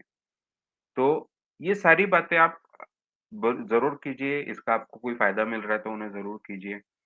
अ, उसके रिज़ल्ट आपको अच्छे मिल रहे हैं तो ज़रूर कीजिए। उसके साथ ही सम्मोहन भी जोड़ सकते हैं कि वो सब कर लिया आपने, यानी विपश्यना की जो क्रिया है वो, या इसमें से जो भी आप करना चाहते हो वो किया, और फिर तभी आपने फिर अब मैं सम्मोहन में जा रहा हूँ। ऐसा करके फिर शरीर जल्दी से रिलैक्स, अगर वो रिलैक्स हो ही चुका है पहले ही, तो फिर जस्ट आप गार्डन में से जाके सो जाइए, वहाँ पे 1 से 20 तक आंकड़े गिनकर गहराई में जाइए। ये मैं इसलिए बोला क्योंकि अगर विपश्यना की प्रक्रिया करने का या मेडिटेशन की प्रक्रिया करने की आपको आदत है और उससे आप अच्छे सम्मोहन अवस्था में जाते हैं, तो उसका अच्छे से इस्तेमाल कीजिए। उसको फिर आपने 1 से 20 तक नंबर गिन के गहरे में जाने की ज़रूरत नहीं, बस वो बेड पे जाके सो जाइए, अब मैं सबसे गहरे सम्मोहन में आ चुका हूँ, और वहाँ पे जो सूचनाएँ देनी है वो दे दीजिए। तो इनको सेपरेटली करके अलग से टाइम देने की ज़रूरत नहीं बचेगी। क्योंकि आप विपश्यना के तरीके से या जो भी मेडिटेशन का आपका तरीका है, उससे पहले ही आप सम्मोहन की अवस्था में आ चुके हैं। अब इस कोर्स से हमने क्या सीखा है, एक सम्मोहन में जाने की अलग प्रक्रिया सीखी। वो ज़्यादा लोगों को सूट होती है, ज़्यादा लोगों में ज़्यादा डीप लेके जाती है। पर अगर आपको इस प्रक्रिया की आदत है पहले से, तो आप उससे जा ही रहे हो वहाँ पे। तो वहाँ पे तो पहुँच ही चुके हो सम्मोहन अवस्था में। तो अब आगे थोड़ा विजुअलाइज़ेशन ऐड कर दीजिए कि बगीचे से जाते-जाते मैं वो बंगले में जाके सोया और एकदम गहरे सम्मोहन में चला गया। और फिर मैं अभी अपने लिए जो भी चाहिए वो सूचना दे रहा हूँ, ऐसा बोल के पूरी सूचनाएँ दे दीजिए, खुद के जो भी आप सूचना देना चाहते हैं। तो ऐसा भी आप कर सकते हो, नहीं तो दोनों सेपरेटली भी कर सकते हो। एक समय आपने ये किया और एक समय सम्मोहन किया, ऐसा भी कर सकते हो, दोनों साथ में करने में कोई प्रॉब्लम नहीं। उल्टा ये जो सम्मोहन आपने 8 सालों से कर रहे हो, उसका आपको और अच्छा फ़ायदा होगा, ये प्रक्रिया और अच्छे से आप कर पाओगे। येस, सवाल पूछना है किसी को ऑडियो में तो पूछ सकते हैं। ओके, बबलू जी। येस, सूर्यकांत जांभूळकर जी।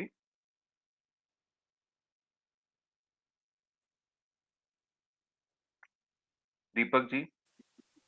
Hello sir. हाँ, कौन बोल रहा है? हाँ, सूर्यकांत सारी जी, बोलिए, बोलिए। जगन जामुन सर बोल रहा हूँ सर, मैं जी, भद्रावती महाराष्ट्र से। जी, जी, बोलिए, बोलिए। सर मुझे अभी तक तो बहुत अच्छे रिजल्ट मिल चुके हैं। पिछले मीटिंग में भी मैं बात की आपके साथ। ओके, ओके, कुछ एडिक्शंस थे मुझे सर।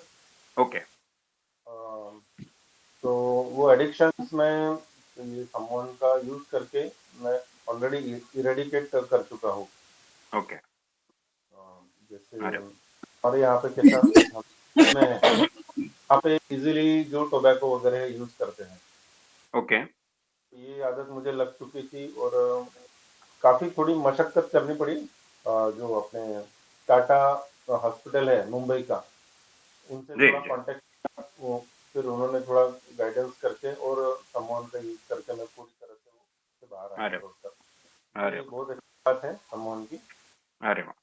उससे अभी सर संबंधित सवाल ये है मेरा जी, कि मैं डेली अभी प्रैक्टिस तो कर रहा हूँ, ओके, मुझे उससे रिजल्ट भी मिल रहे हैं। लेकिन एक सवाल ये है सर कि कभी कभी हम जाते हुए ऐसे यानी मन थोड़ा सा भटक जाता है, ऐसा लगता है हुँ, कि हुँ, हमें ये करना था और वो नहीं कर पा रहे हैं।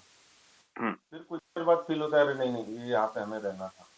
हुँ। तो उस समय में मन की अवस्था यानी क्या क्या करना चाहिए, यानी प्यार से समझाना चाहिए कि क्या करना चाहिए, उसके बारे में थोड़ा गाइडेंस कीजिए सर। ठीक। मन से पहले से तय करो कि बिना भटके आप सम्मोहन प्रक्रिया पूरी करोगे शुरू से अंत तक। फिर सम्मोहन शुरू करते वक़्त हम गहरी साँस लेके जब करते हैं ना विजुअलाइज़, अब मैं पूरी एकाग्रता से सम्मोहन प्रक्रिया पूरी करने वाला, तब फिर से वो विजुअलाइज़ कीजिए कि बिना भटके पूरी एकाग्रता से आपने सम्मोहन प्रक्रिया पूरी की। ये सजेशन धीरे-धीरे और अच्छा काम करेगा, ये भटकना धीरे-धीरे कम होगा। फिर भी कभी-कभी भटकते रहेंगे तो भी कोई समस्या नहीं है।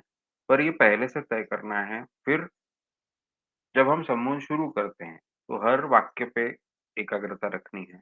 उस वाक्य को मन में रिपीट करना है, वैसा विजुअलाइज़ करना है। थोड़ा एक्टिव बनिए, यानी पूरा कंट्रोल मत छोड़ दीजिए। जैसे हम बोलते हैं कि सम्मोहन ये लेट गो प्रोसेस है, अपने आप होने दो, वो बराबर है।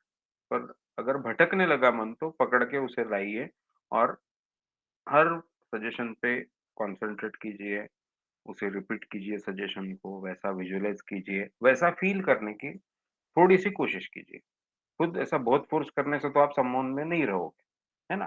तो हमको थोड़ी कोशिश करनी है कि वो फ़ील करने की। जैसे अभी मैं बोल रहा हूँ मेरे घुटने रिलैक्स हो रहे हैं, तो थोड़ा फ़ील कीजिए उसको, करने की कोशिश कीजिए, ऐसा।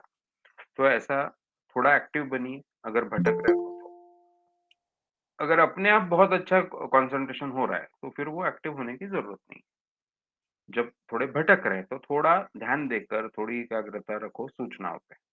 अब जितने बार ध्यान भटका, जल्दी से पकड़ के उसे वापस लेके आओ और फिर अपनी सूचनाएँ फिर से उस पे ध्यान दो। जैसा मैंने कहा, सूचना ध्यान से सुनो, उन्हें रिपीट करो, वैसा विजुअलाइज़ करो, वैसा फ़ील करो और वो एकाग्रता बढ़ते जाएगी। तब ये सोचना ही नहीं है कि अरे मैं क्यों भटका, अरे फिर से भटक गया, वो कुछ ही नहीं सोचना है। ना उसके बारे में खुद को कोसना है, ना कुछ बोलना है, ठीक है, होता है। तो फटाक से पकड़ के लेके आओ अपने कंसंट्रेशन को और आगे की सूचनाओं पे ध्यान दो, ठीक है? पर ये आपको सर अभी सर ये सोचना है कि और ये खुद को सजेशन दो कि धीरे-धीरे ये अभी निकल जाएगा मेरा, भटकना मेरा बंद हो जाएगा और मैं बिना भटके संपूर्ण पूरा करूँगा। कभी-कभार भटका तो उसमें कोई प्रॉब्लम नहीं, ठीक सर है? मैंने अभी थोड़ा चेंज किया हूँ। मैं पहले सोकर यानी रिलैक्स करता था ये प्रोसेस। हुँ, अभी मैंने चेंज कर दिया, मैं बैठ के करने की कोशिश कर रहा हूँ, तो बैठने से मुझे ज़्यादा रिज़ल्ट अच्छे मिल रहे हैं सर। करेक्ट, क्योंकि सो के ये आप यानी लेट के करते हो तो सो जा रहे हो। जी, बिल्कुल, नहीं सोने नहीं जा रहा हूँ सर, लेकिन हाँ, हाँ, उसमें इतना कॉन्संट्रेट नहीं हो पा रहा है। ठीक है, मैं जैसे अभी बैठ के कर रहा हूँ, तो मुझे ज़्यादा अच्छे रिज़ल्ट बेटर फ़ील आ रहे हैं सर। अभी 1 से मैं चालू किया है। सही बात, बेटर है। इसीलिए ये भी एक अच्छा तरीका है। तो जो क्योंकि भटकते जब हैं मैं, यानी विचार जब भटकने लगते हैं तब हम जाके सो जाते हैं बाद में। इसलिए मैं वो ऐसा बोला पर बराबर है आपका। क्योंकि जब आप बैठे हुए हो तो आपको थोड़ा तो भी बैलेंस सँभालना पड़ता है। जैसे आपको गर्दन सँभालनी है, नहीं तो वो गिर जाएगी, है ना? वो दर्द देने लगेगी। तो ये जो थोड़ा आपको कॉन्शियस रहना पड़ रहा है, इसलिए आपके विचार नहीं भटक रहे। तो वही बिल्कुल, वो भी एक अच्छा तरीका है और ये जो मैंने बोला कि हर सूचना पे ध्यान देना, रिपीट करना, विजुअलाइज़ करना, फ़ील करना, थोड़ा एक्टिव हो जाना, वो भी वैसी ही बात है। ठीक है? और कांग्रेचुलेशंस आपको जो एडिक्शन था थोड़ा तम्बाकू का हो गया था, टोबैको का, वो छूट गया आपका, वेरी गुड। और ड्रिंक्स तम्बा भी करता था, वो भी कंप्लीटली बंद हो चुका है। कौन-सा? ड्रिंक्स ड्रिंक्स जो था, मैं ड्रिंक्स का भी कभी-कभार पूरा बहुत अच्छी बात है, बहुत अच्छी दोस्तों बात के साथ में वगैरह कभी-कभार, तो अभी तो मैं उनके साथ जाता हूँ, वो लेते हैं, मैं नहीं लेता हूँ। है। यानी इतना अच्छे तरीके से कंट्रोल आ गया है सर। और कोई बहुत भी यानी जो वास्ट सिचुएशन होती है, हुँ, गुस्से वाली, उसमें भी कभी ये फील नहीं आता है कि नहीं, मुझे ये जाके लेना है या इससे फील होगा अच्छा। नेवर। गुड, ये काफ़ी अच्छी चीज़ आ गई sir. Thank you very much sir. बढ़िया, कांग्रेचुलेशंस, बहुत congratulation, thank you sir. Thank you. Yes. Deepak ji, आप कुछ सवाल पूछना चाह रहे हैं? हाँ जी सर। जी, बोलिए। सर मुझे एक तो ये जानना था कि हम एक्शन टेकिंग के लिए कुछ क्या बोल सकते हैं, पीएचएस में यूज़ कर सकते हैं कि जिससे हम केवल सोचते ना रहें चीज़ों को, मतलब प्रोक्रेस्टिनेट ना करें हुँ, और उसको एक्चुअली में हम उसे कर पाएँ। मतलब कई बार ऐसा होता है हम नहीं करते। हमें पता है अर्जेंट है फिर भी हम नहीं करते कई बार। जी, जी। तो जो टाइम मैनेजमेंट वाला अपना पूरा पोर्शन है कोर्स का, जी। उ उसमें जो एक बात है कि एक हम डेली टाइम टेबल बनाएँ और वो टाइम टेबल में मैं बोलूँगा कि वो एक आदत हमको डालनी है, कि सुबह समझो अभी आप 10 बजे से काम चालू करते हो, तो 10 बजे आप जब टेबल पे जहाँ पे भी आप जाते हो, पहुँच गए वहाँ पे, जो भी आप करते हो घर से, ऑफ़िस से या आपका कोई जगह है जहाँ पे, तो पहला काम यही होना चाहिए दिन का कि मैं एक बस एक लिस्ट बना लूँ, कि मुझे आज दिन भर में क्या-क्या करना है और वो लिस्ट सिंपल बनाइए, यानी किसी भी टेक्नोलॉजी पे मत बनाइए, मोबाइल पे मत बनाइए, कंप्यूटर पे मत बनाइए, वो लिस्ट सिंपल कागज़ पे बनाइए। तो कागज़ पे एक छोटा-सा कागज़ लगेगा आपको, छोटी डायरी होती है वैसा और वो कागज़ भी डायरी नहीं, कागज़ ही चाहिए। वो डायरी का पन्ना लगे तो फाड़ लीजिए और उसपे सिंपल लिस्ट बनाइए। ये जो भी आज 5, 6, 7, 8, 10 काम हैं आपके, वो सारे वहाँ पे लिख लीजिए। और वो काम लिख लिए एक बार कि फिर अब दिन का क्या काम है मेरा, तो काम का जितना भी समय है, अब मेरे आप समझिए कि अब 8 घंटे आप काम करने वाले सुबह 10 से शाम में 6 बजे तक। उसमें चलो लंच वगैरह लेके 1 घंटा चला जाएगा, 7 घंटे।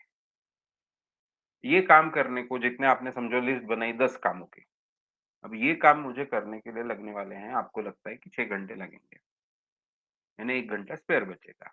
तो पर कोशिश ये करनी है 6 घंटे ना लगे, ये काम सारे के सारे 10 काम मेरे अगर 1 घंटे में हो सकते तो मैं 1 घंटे में कंप्लीट करूँ। बाकी फिर जो टाइम बचेगा लगे तो मैं उसको आराम करूँ या जो भी करना है मैं करूँ। पर काम करते वक़्त मुझे एफिशिएंटली खत्म करना है। यानी जो 10 की लिस्ट है मुझे लग रहा है 6 घंटे लगेंगे। पर अगर ये 6 के बजाय 5 में हो रहा है तो मैं 5 में कंप्लीट करूँगा, 5 के बजाय आधे घंटे में हो रहा है तो मैं आधे घंटे में कंप्लीट करूँगा। तो इस तरह से आदत हमको लगानी है। तो पहला लिस्ट बना दिया, फिर एक-एक करके कौन-सा काम पहले, कौन-सा दूसरा लगे तो पहले लिस्ट बना लो, फिर उसको नंबर दो, कि पहला कौन-सा करना है, दूसरा कौन-सा करना है। अगर उसकी भी आपको लग रहा है इतना ऑर्गेनाइज़ नहीं कर सकता मैं या पता नहीं है मुझे, तो फट से एक-एक काम करके वो कंप्लीट करने लगो। और अपना ये है कि काम कंप्लीट होते ही वहाँ पे टिक मार्क करना है, हो गया। तो ऐसा करते जाओ एक-एक करके और ये हमको करना है कि जल्दी से जल्दी कंप्लीट हो। उसमें अगर अभी 11वाँ कोई काम याद आया, नहीं ये भी आज का काम था, उसे नीचे लिख लो, कोई प्रॉब्लम नहीं। 12वाँ याद आया, 2-3 याद आए, उनको भी नीचे लिख लो, कोई प्रॉब्लम नहीं। वो लिस्ट बढ़ती भी जाएगी आपकी, कि नहीं फिर इनको कॉल भी करने थे, वो भी लिस्ट में डाल दो नीचे। तो लिस्ट बढ़ भी तो भी प्रॉब्लम नहीं, पर आपका काम क्या है अभी? एक-एक चीज़ को टिक मार्क करते जाना। ऐसी आदत डालिए आप पाएँगे और उसमें आदत हमने क्या बोली? ये काम जितना जल्दी हो सके मुझे पूरे करने हैं। क्वालिटी में कहीं कॉम्प्रोमाइज़ नहीं करना है, अच्छे से करने हैं। पर उतना समय ही लगाना चाहिए, ऐसा कुछ नहीं है। जल्दी हो गए तो जल्दी कंप्लीट करने हैं। अगर जल्दी कंप्लीट नहीं हुए, 10 काम थे, फिर करते-करते आप करते गए और आपको उसमें और 2-3 काम याद आए तो 13 बन गए। पर वो 13 काम में से हुए 8 ही, कोई प्रॉब्लम नहीं। 5 अभी कल की लिस्ट में 5 पहले से जुड़ जाएँगे। लगे तो कल ये आज का कागज़ वैसे ही रखो, कल जब आप सुबह फिर से शुरू करोगे तो दूसरा नया कागज़ होगा, सामने आपका आज का कागज़ होगा। ये 5 आप आज कर सकते हो क्या? तो वहाँ पे लिख दो पहले, उसके अलावा आगे के काम लिखो आज। तो ऐसा अगर आप करोगे, तो आप पाओगे कि और फिर से वही करना है, एफिशिएंटली कम से कम समय में काम कंप्लीट करना है। तो ये जो एक तरीका है ना कि सिंपल एक कागज़ की लिस्ट बनाना, वो काम कंप्लीट करके उसे टिक करते जाना। तो वो टिक करते वक़्त जो हमको अच्छा लगता है, कि चल मेरा ये काम हो गया। तो जैसे हमको पता है कि देखो सोशल मीडिया को कैसे एडिक्ट बनाते हैं हमको, कि आप फ़ेसबुक वग़ैरह अगर यूज़ करते हो तो वो फ़ेसबुक में आपको थोड़ी देर में वहाँ पे मैसेज आता है कि अरे इतने मैसेज आपको आ चुके हैं, इतने नोटिफ़िकेशन आते हैं। और वो रेड जो दिखता है वहाँ पे और उसमें जो ये 7-8 ऐसा नंबर कोई दिखता है 10-15 नंबर, तो क्यूरियोसिटी होती है। और फिर उसमें जब भी पोस्ट पे लाइक आया होता है, वो लाइक अपनी पोस्ट पे जो लाइक आता है तो वो सबको अच्छा लगता है। इससे हम वो और करने की इच्छा होती है। वैसा ही फीलिंग आपको आएगा कि जब काम आपके कंप्लीट होंगे और वो कंप्लीट काम को आप टिक करोगे, तो ऐसा जैसे आप करते जाओगे तो आपको अच्छा लगेगा। तो ये एक अच्छा तरीका हो सकता है जल्दी-जल्दी काम करने का, एफिशिएंटली काम करने का, एग्ज़ीक्यूशन पे ध्यान देने का। तो ये करके देखिए आप कि सुबह एक लिस्ट बनाइए और उसे आप कंप्लीट करने की कोशिश कीजिए। ठीक है दीपक जी? जी सर, इसमें एक और जी, बोलिए। ऐड ऑन सर कि मतलब कई बार ऐसा होता है कि कुछ कामों में मतलब पुश की ज़रूरत पड़ती है, मतलब वो बिल्कुल लास्ट डेट पे पहुँच जाता है या क्रॉस कर जाता है, तब भी पुश चाहिए होता है, उसके बिना मतलब पता है कि अर्जेंट है, बहुत इम्पोर्टेंट है, फिर भी वो नहीं इसलिए कुछ तो और काम कर लेते हैं। फिर बाकी जो अपना टाइम टेबल वाला पार्ट है या टाइम मैनेजमेंट वाला पार्ट है, कि काम को अर्जेंट नहीं होने देना। ये लिस्ट जब बनाते हो ना आप, तो भले ही ये काम की जो अब समझो ऐसा काम है जिसका डेडलाइन है सैटरडे का, पर आपने लिस्ट बनाई वेडनेसडे की। वेडनेसडे सुबह आपने जो लिस्ट बनाई उसमें ये काम डाल दिया। तो आपको धीरे-धीरे ये इच्छा होती है कि नहीं आज मैंने डाला है तो मैं इसे आज ही कंप्लीट करूँ। यानी लिस्ट बनाने की भी इच्छा होती है और वो लिस्ट को कंप्लीट करने की भी इच्छा होती है, जब ये रेगुलरली आप करने लगते हो। फिर ये प्रॉब्लम चला जाता है जो आप बोल रहे हो। तो उसको बस वो काम को पहले डालना है। जो भी डेडलाइन्स है कामों की, हमेशा याद रखिए कि काम अगर डेडलाइन तक लेके जाओगे तो काम की क्वालिटी भी खराब होगी। कभी-कभी ऐसा भी होगा कि वो डेडलाइन छूट जाएगी, क्योंकि डेडलाइन पे आप काम कंप्लीट नहीं कर पाओगे एंड तक रुके तो, और परफॉर्मेंस आपका हमेशा खराब होगा। काम कभी भी डेडलाइन के काफ़ी पहले कंप्लीट हो जाने चाहिए, तभी वो क्वालिटी और अच्छे होते हैं। तो और हमको उसका स्ट्रेस भी नहीं आता और हम इतना अटका हुआ महसूस नहीं करते टाइम में। तो अब ये सारा तो आप टाइम मैनेजमेंट वाले इसमें डिस्कस हम कर चुके हैं, कोर्स में ये है सारा। तो इसलिए मैं बोलूँगा कि ये जो लिस्ट वाला पार्ट है, इसको ऐड कर दीजिए और जो भी डेडलाइन्स होते हैं उसके पहले तो ये आपको ये इच्छा होगी कि नहीं आज मैंने डाला है ना, आज बुधवार के लिए मैंने काम अगर रखा है, तो सैटरडे की डेडलाइन तक इसे नहीं रखूँगा, मैं आज ही कंप्लीट करूँगा। पर ये थोड़ा इच्छा होने को, उसका मज़ा आने को थोड़ा समय लगेगा उसकी आदत पड़ने के लिए। उसके लिए आप सूचनाएँ दे सकते हो समूह की, कि मैं सुबह ऐसी लिस्ट बनाता हूँ और फिर दिन भर वो कंप्लीट करते जाता हूँ एक-एक करके। हर काम मेरा अच्छे से मैं कंप्लीट कर रहा हूँ, एफिशिएंटली कंप्लीट कर रहा हूँ और हर बार टिक करके मुझे बहुत अच्छा महसूस होता है। इस तरह से जो भी है आप अपना स्क्रिप्ट भी बना सकते हैं, उसपे सजेशन भी दे सकते हैं। ठीक है? ठीक है sir, thank you, thank you. Yes, करके देखते हैं। जी। यस, कवि सिन्हा जी आप कुछ पूछना चाह रहे हैं, बात करना चाह रहे हैं? या सोपान Pawar ji? Hello. Yes, hello. Yes. हाँ, कवि जी बोलिए। सर, ये जो है सम्मोहन जो है, हुँ, मैं लगभग 5 साल से इसके बारे में 5 साल से भी ज़्यादा हो रहा है। तब मैं ओके, स्टूडेंट लाइफ में थी ना, तब से जान रही हूँ। Okay, okay. फिर उसके बाद में मतलब ये वर्क करता था पहले मेरे ऊपर, हुँ, और फिर अभी जॉब में हूँ, पर स्ट्रेस वगैरह ज़्यादा रहती है, तो अब यूज़ करती हूँ ना, तो कुछ काम ही नहीं करता है मेरे लिए। ओके। अफ़र्मेशन जो है, तो फिर कहाँ पे मिस्टेक हो रहा है ये मुझे समझ में नहीं आ रहा है। अच्छा, अभी कब किया आपने कोर्स? सर, अभी तो इसको लास्ट मंथ में वो करी हूँ, परचेस करी हूँ। पर हाँ, मतलब सेल्फ जो पहले करती थी, वो मतलब बहुत पहले से करते आ रही थी। ठीक है ना। पर अभी आपने देख लिया है पूरा कोर्स, कंप्लीट कर लिया है? जी सर, अच्छा, लास्ट का कुछ 1-2 बचा है, बाकी हो गया है। ठीक है, कोई प्रॉब्लम नहीं। ठीक है। जी, जी। अभी बिल्कुल आपका बहुत अच्छा आपको डायग्नोसिस हुआ कि अभी जो स्ट्रेस वगैरह एंग्ज़ायटी ज़्यादा हो गई, तो वो नहीं होता है ठीक से। तो बराबर है आपका। अब हमको क्या करना है कि शुरू में थोड़ा उतना अच्छा नहीं लगेगा हमको, ये करते वक़्त। दूसरा ये भी होता है कि जब हम पहले करते हैं तो बिना स्ट्रेस एंग्ज़ायटी कम होती है, तब हमारी एकाग्रता भी अच्छी होती है।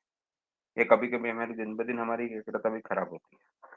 पर क्योंकि आप सम्मोहन अच्छा करते थे, इसका मतलब आप अच्छे सब्जेक्ट हो, सब सजेस्टेबल हो। तो आप पूरी एकाग्रता से करने की कोशिश शुरू कीजिए। पहला 1 महीना 2 बार आप सम्मोहन कीजिए, कितना भी अच्छा हो, कितना भी बुरा हो, क्वालिटी कैसे भी। पर जो आप सम्मोहन जब कंप्लीट करोगे, आपके 1-2 सेशन बचे हैं, अब 8वें सेशन में बताएँगे आपको कि A1 जो है, जो सबसे बड़ी सम्मोहन प्रक्रिया है, उसका आपको पहला 1 महीना दिन में 2 बार इस्तेमाल करना है। यानी लगभग 27 वगैरह मिनट की वो प्रक्रिया है, दिन में 2 बार आप करोगे। इसकी क्वालिटी कैसे भी हो, उसके बारे में चिंता ही मत करो। पर एकाग्रता से मुझे करना है। हर सूचना पे ध्यान दूँगी, वैसा अ, वैसा मन में रिपीट करूँगी सूचना, वैसा विजुअलाइज़ करूँगी, वैसा फ़ील करूँगी। ऐसा करते हुए आप वो पूरी सम्मोहन प्रक्रिया कंप्लीट कीजिए।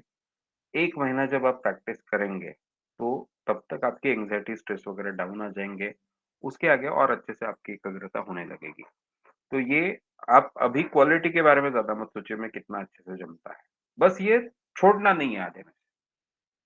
सम्मोहन प्रक्रिया पूरी करके ही उठना है। जब ऐसा आप थोड़ा शुरू में ज़बरदस्ती कीजिए।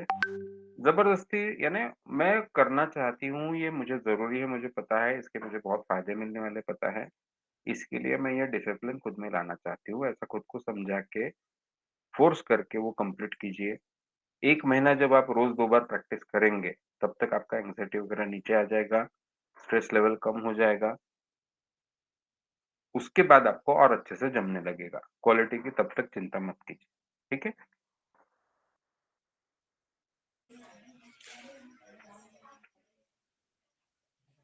ओके, इसमें कुछ आप जोड़ना चाहते हैं? कुछ और जुड़ा सवाल अगर हो तो? हेलो। हाँ, बोलिए सोपान जी। हाँ सर, मेरा सवाल कोर्स से अलग है सर थोड़ा। अच्छा, तो सर मेरा है ना तो एक लेखक है युval नोआ हरारी, उन्होंने जो बुक्स लिखी मैंने वो पढ़ी है। एक जी, होमो डेस और दूसरा होमो सेपियंस सेपियंस। जी, तो जी। उन्होंने उसमें बताया कि आर्टिफिशियल इंटेलिजेंस कैसे बढ़ रहा है और वो एक एक इनिशियल लेवल पे है। तो हुँ, आने वाले समय में हमें इंसान को बहुत ही उसके लिए कॉम्पीट करना पड़ेगा या फिर स्किल्स को ज़्यादा ज़्यादा 2-3 साल में वो नया अलग स्किल ही सीखना पड़ेगा। तो सर अगर हम इस कॉन्टेक्स्ट को देखें आने वाले 5-6 साल में तो स्टूडेंट्स या मेरी एज के लोगों को तो फिर इसके लिए कैसे तैयार होना चाहिए? क्योंकि आज अगर अगर हम दुनिया देखें तो बहुत तेज़ी से बदल रही है। तो उसके लिए हम कैसे तैयार करें, स्किल सीखें? जो भी नया लेटेस्ट है, उसे हम सीखते रहे। अभी आप कौन से फील्ड में हैं वैसे? Engineering sir. इंजीनियरिंग के हैं, है ना? ये तो बड़ी समस्या है, यानी एआई को लेकर जो लोग बोल रहे हैं। अभी हमने देखा कि अब तक इंडस्ट्रियलाइज़ेशन जब तक हुआ, जी। तो हमने देखा कि मज़दूर बढ़े, मज़दूरों को ये मैं पुरानी बातें कर रहा हूँ इंडस्ट्रियलाइज़ेशन जब जी, से जी। हुआ तक की। जी, फिर जैसे-जैसे और इंडस्ट्रियलाइज़ेशन होता गया और फिर ऑटोमेशन आया उसमें, तब हमने देखा कि जो मज़दूरी करने वाले लोग थे, उनके नंबर कम होने लगे, कम। उनकी ज़रूरत कम पड़ने लगी, है ना? वैसा फिर आया सर्विस सेक्टर में लोगों को काम आया। इसलिए हम देखते हैं कि इंजीनियरिंग कोई भी करो, पर वो बंदा कई बार वो इंसान हमको कई बार दिखता है आईटी सेक्टर में काम करते, जी सर, वही मेरे साथ है हुआ ना? है। है ना? क्योंकि अभी काम उसका जो इंजीनियरिंग का फील्ड था ओरिजिनल, उसमें हाँ, उसमें ज़रूरत नहीं है लोगों की। नहीं, अब ज़रूरत कहाँ पे है? तो फिर वो सर्विस सेक्टर में था सिविल सेक्टर। और अभी जब से एआई आया है, ये सर्विस सेक्टर के भी जॉब कम होने के चांसेस है। एआई आने से सर्विस सेक्टर ही छोड़ो, कई सेक्टर्स पे इसके परिणाम होने वाले हैं। और यानी जैसे कि अभी फ़ोटोग्राफ़ी है, अब मेरे एक पहचान के थे रिलेटिव, उनका फ़ोटोग्राफ़ी का बिज़नेस था। वो एडवर्टाइज़िंग के लिए फ़ोटोग्राफ़ी करते थे। जी, तो यानी जैसे मॉडलिंग एजेंसी जैसा उनका था। अब जैसे अभी एक गॉगल की कंपनी है, वो गॉगल की कंपनी उनको गॉगल भेजेगी, उसका वो फ़ोटोशूट करेंगे, उसका वो पैसा लेंगे वो कंपनी से। अब इसमें इसके अलावा जॉब किस-किस को मिलता था, वो मॉडल जो थी, जो भी मॉडल्स आते थे, उनको जॉब मिलता था, फ़ोटोग्राफ़र्स को जॉब मिलता था, मेकअप मैन को जॉब मिलता था, वो जो स्टूडियो जहाँ पे शूट करेंगे, उसको पैसा मिलता था। ये सारा चेन था। उनको ऑफ़र आया अभी एआई कंपनी से कि ये जो गॉगल वाली कंपनी है, उनसे बस आप उनके ब्लूप्रिंट मँगा लो और कुछ फ़ोटो मँगा लो उनके प्रोडक्ट के। हम आपको पूरा फ़ोटो एआई में क्रिएट करके देंगे। और जो एआई में क्रेडिट क्रिएट करके दिया, उसमें जो लोग दिख रहे थे, वो सुपर मॉडल लेवल के थे कि जो मॉडल ये हायर ही नहीं कर सकते। और जो खर्चा था उसका, वो पहले की शूटिंग के 10% था, 20% था। तो अगर 20% में पहले की क्वालिटी के कई गुना बड़ा अगर अच्छे क्वालिटी का बन सकता है, तो ये बिज़नेस वाले लोग क्यों करेंगे अपने प्रॉफिट में कमी? जी, वो क्यों इतना खर्चा उस पे करेंगे? तो जी, ये तो यानी सॉफ्टवेयर वाले लोगों की बात नहीं हुई। मेरा जी, सॉफ्टवेयर में एक दोस्त है, जो मैनेजर लेवल पे अभी, बट वो टेक्निकल साइड में है, वो टीम लीडर होता है। वो बोले मुझे जो काम मेरी टीम मेरे मेरे नीचे समझो 20 लोगों की टीम है, उनसे मैं काम करवाता था 8 दिन में या 1 वीक में 5 दिन में। वही काम मैं अगर ये सारा एआई का इस्तेमाल करके मैं खुद ही कर सकता हूँ, वो भी 1 दिन में। जी, ये जितना चिल्ला रहे हैं, आप एआई सीख लो, आपके जॉब में प्रॉब्लम नहीं आएगी। मुझे ये जी, सच नहीं लगता है। इससे बहुत इसमें समस्याएँ होने वाली है रोज़गार को लेकर। अब इसलिए हमको कलेक्टिवली सबको सोचना पड़ेगा इन चीज़ों पे। जैसे अभी मेरी जो सोशल वर्कर विचारक सामाजिक थे, उनसे बात हो रही थी कि पहले जैसे मज़दूर एक आते थे और कंपनी पे प्रेशर लाते थे कि नहीं निकालना है। आज कैसे हो गया, अब इंजीनियर यानी मज़दूर है।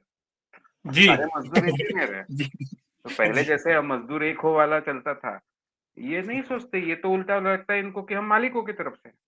जी, और फिर वो उन पे कोई प्रेशर नहीं ला पाते या लाते नहीं है। वो नहीं, तो ये हमको भी ये शायद सोचना पड़ेगा। तो ये रियल प्रॉब्लम्स हैं। जो भी बोलते हैं, ध्रुव राठी भी बोल रहे हैं कि एआई सीख लो, आपको अच्छा जॉब बिल्कुल शुरू में मिलेगा, पर सॉफ्टवेयर में मुझे ऐसा लगता है और कई लोगों का असेसमेंट ये है कि केवल 5% जॉब बचेंगे अभी जितने हैं उसके। तो ऐसा होने वाला है, अब इसको कैसे टैकल करना है, ये हमको सबको सोचना पड़ेगा। एक नागरिक के तौर पे साथ में सबको आना पड़ेगा, सरकारों पे प्रेशर लाने पड़ेंगे, ठीक है ना? एंड में अब जॉब ही नहीं दे सकते, तो चलो सबको पैसे ही बाँटना शुरू कर दो, ऐसा कुछ करना पड़ेगा, जिसे बेसिक मिनिमम इनकम कहते हैं। सर ऐसा कैसा है ना, हाँ, ये अभी वो हम जो पर सोच रहे हैं एआई तब तक आप खुद को एक अपस्किल करते रहिए नॉलेज को। जैसा मैंने कहा, अभी के लिए आप एक क्या कर सकते हो, ये जो मैंने कहा 5% जॉब बचेंगे, वो जी 5% में आप आ रहे हो, इतना तो भी जी कोशिश हम हाँ, कर वही वही हम कर सकते हैं जी। हुँ, पर और वही नहीं, कैसे है सर? उतना ही नहीं हाँ, कर सकते, वो भी करो, पर ये जो मैंने बाकी बोला कि जी सबको एक साथ आके प्रेशर भी लाने पड़ेंगे, जो जी पॉलिटिशियन हैं, जो कॉर्पोरेट्स हैं उसपे, वो भी शायद करना पड़ेगा। क्योंकि ऐसा करके अभी ऐसा हो रहा है कि केवल 8% लोग अमीर हो रहे हैं, बाकी 92% गरीब हो रहे हैं दुनिया में। जब ये हो जाएगा, तो वो और 8% जो अमीर हो रहे हैं उसके बजाय 3 ही प्रतिशत अमीर हो रहे हैं, ऐसा होगा। जी 97% गरीब होंगे। तो जी सर, ध्यान वेल्थ का डिस्ट्रीब्यूशन भी नहीं हो रहा है और पूरी दुनिया सर लगता है कि सिलिकॉन वैली से ही ऑपरेट हो रही है। ऐसा लगता है कि वो जो डिसाइड कर रहे हैं वो आदत हमें लगा दे रहे हैं, जैसे कि इंस्टाग्राम की आदत भी उन्होंने लग गई। मतलब जो भी डेवलपमेंट हो रही है और हम अपने आप को सिर्फ यूजर के तौर पे ही देखते हैं, हम कंज्यूमर बन गए सर। अभी एआई की अगर बात करें तो गांव में सर हम पहले आईटीआई करते थे तो हर लड़के को ही जॉब मिलता था कंपनी में। अब वो भी बहुत कम हो गया है सर। मैं खुद एक मैकेनिकल इंजीनियर था, तो मैंने भी देखा ऑटोमेशन जब आया ना, तो उन्होंने उनको जरूरत नहीं है अभी, तो रखना जॉब भी कम हो रही है इसके लिए। शायद हमें वही प्रिपेयर होना चाहिए, सबको प्रिपेयर होना चाहिए सही। इसके तब तक एआई सीख लो अच्छे से, लिए। उसका अच्छे से इस्तेमाल करो। जी, वही। ठीक है सर। यस, सॉरी दोस्तों ये अलग विषय थे, पर ये भी मेरे एक इंटरेस्ट के विषय है, इसलिए मैंने इस पे हमने बात की। और कोई सवाल हो तो हम ले सकते हैं। यस, रखे हैं हमारे पास में। यस। एक सवाल मैं दीपक जी पहले ले लेता हूँ, चमन सोलंकी जी का। मुझे बी कोर्स करना है, उसमें क्या सिखाते हैं? कोर्स ए अगर आप देखो तो उसमें ये डिटेल में बताया गया है, कोर्स बी में क्या सिखाते हैं। कोर्स ए के नोट्स में ये डिटेल में टॉपिक वाइज बोला गया है, बी कोर्स में क्या-क्या सिखाते हैं। शॉर्ट में मैं बताता हूँ आपको कि कोर्स ए पूरा प्रैक्टिकल ओरिएंटेड बनाया है। तो सम्मोहन के जितने फ़ायदे एक इंसान उठा सकता है, उतने सारे फ़ायदे वो कोर्स ए करके भी उठा सकता है। कोर्स बी करने से क्या होता है, थियोरेटिकली समझ में आता है कि ये सम्मोहन कैसे काम करता है, हमारे शरीर में क्या होता है, ब्रेन में क्या होता है, साइकोलॉजी में। इसके अलावा साइकोलॉजी के कुछ नियम हम सीखते हैं, जिससे फिर हम और साइकोलॉजी को अच्छे से समझ सकते हैं, खुद की भी, लोगों की भी। इसके अलावा हम हेल्थ के लिए एक एडिशनल चीज़ सीखते हैं, ऑर्गन स्पेसिफिक एंग्ज़ायटी की एक पार्ट को शरीर के और अच्छे से कैसे डिटेल में रिलैक्स करें। तो ऐसी कई बातें उसमें हैं और थियोरेटिकल पार्ट भी ज़्यादा है। यानी आपको उसके बाद महसूस होगा कि मैं अच्छा एक साइंटिफिक थियरी मुझे पता चली साइकोलॉजी की और इसके पीछे की। इसके अलावा रैशनल इमोटिव थेरेपी नाम से एक हम सीखते हैं, जो एक तरीका है कि हमको जो लगता है कि हमारी जो भावनाएँ होती हैं, वो अब ऐसी चीज़ घटी तो ऐसी भावना पैदा हुई, बुरी चीज़ हुई तो दुःख हुआ, हमें गुस्सा आने वाली कोई बात हुई तो हमें गुस्सा आया, हमें खुशी होने वाली कोई बात हुई तो हमें खुशी हुई। तो ऐसा नहीं होता। ये जो घटना घटती है, उस पे हम जिस तरह से विचार करते हैं, जो दृष्टिकोण होता है, उसके कारण हमारी भावनाएँ उस पे बनती हैं। घटना के कारण भावना नहीं बनती। जीवन में जो भी अनुभव आ रहे हैं, उससे भावनाएँ बन रही, ऐसा नहीं होता। जो अनुभव आ रहे हैं, उस पे हमारा क्या दृष्टिकोण है, उससे भावनाएँ बनती हैं। अब ये दृष्टिकोण में गलतियाँ कहाँ होती है, कैसे बदलना चाहिए? ये सारा वो विषय है रैशनल इमोटिव बिहेवियर थेरेपी या रैशनल इमोटिव थेरेपी। अ, वो भी इस कोर्स में शॉर्ट में सिखाया गया है, कि हम खुद के लिए कैसे इस्तेमाल करें। नहीं तो आरएबीटी के एक्सपर्ट होते हैं, जो दूसरों को मदद कर सकते हैं उनके जीवन में। उसके लिए ज़्यादा पढ़ाई करनी पड़ती है। पर खुद के लिए हम कैसे इसका इस्तेमाल करें, ये बेसिक्स उसके आरईटी के, आरईबीटी के इस कोर्स में भी सिखाए जाते हैं। तो ऐसी कुछ चीज़ें कोर्स बी में हैं। रैपिड इंडक्शन मेथड यानी जल्दी ज़्यादा गहरे सम्मोहन में जाने का टेक्निक इसमें सिखाया जाता है वगैरह, ऐसी कुछ चीज़ें इसमें हैं। ये सारा लिस्ट आपको नोट्स में मिल जाएगा, उसका महत्व मैंने आपको बताया। तो कोर्स बी करने से ये फ़ायदा होगा कि आपको कोर्स ए के पीछे और सम्मोहन के पीछे साइकोलॉजी के कई बेसिक्स, उसका एक साइंटिफिक नॉलेज, थ्योरी आपको अच्छे से पता चलेगी, आपकी समझ में अच्छा इम्प्रूवमेंट होगा, ये सारा कोर्स बी के कारण होगा।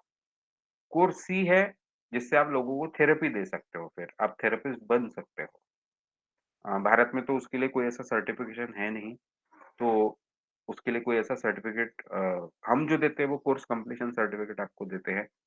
तो उसके केवल वो लेके भी आप हिप्नोथेरेपिस्ट के तौर पे काम कर सकते हो, वो लिए बिना भी आप हिप्नोथेरेपिस्ट के तौर पे काम कर सकते हो। उसको लेके कोई लॉ नियम नहीं है भारत में।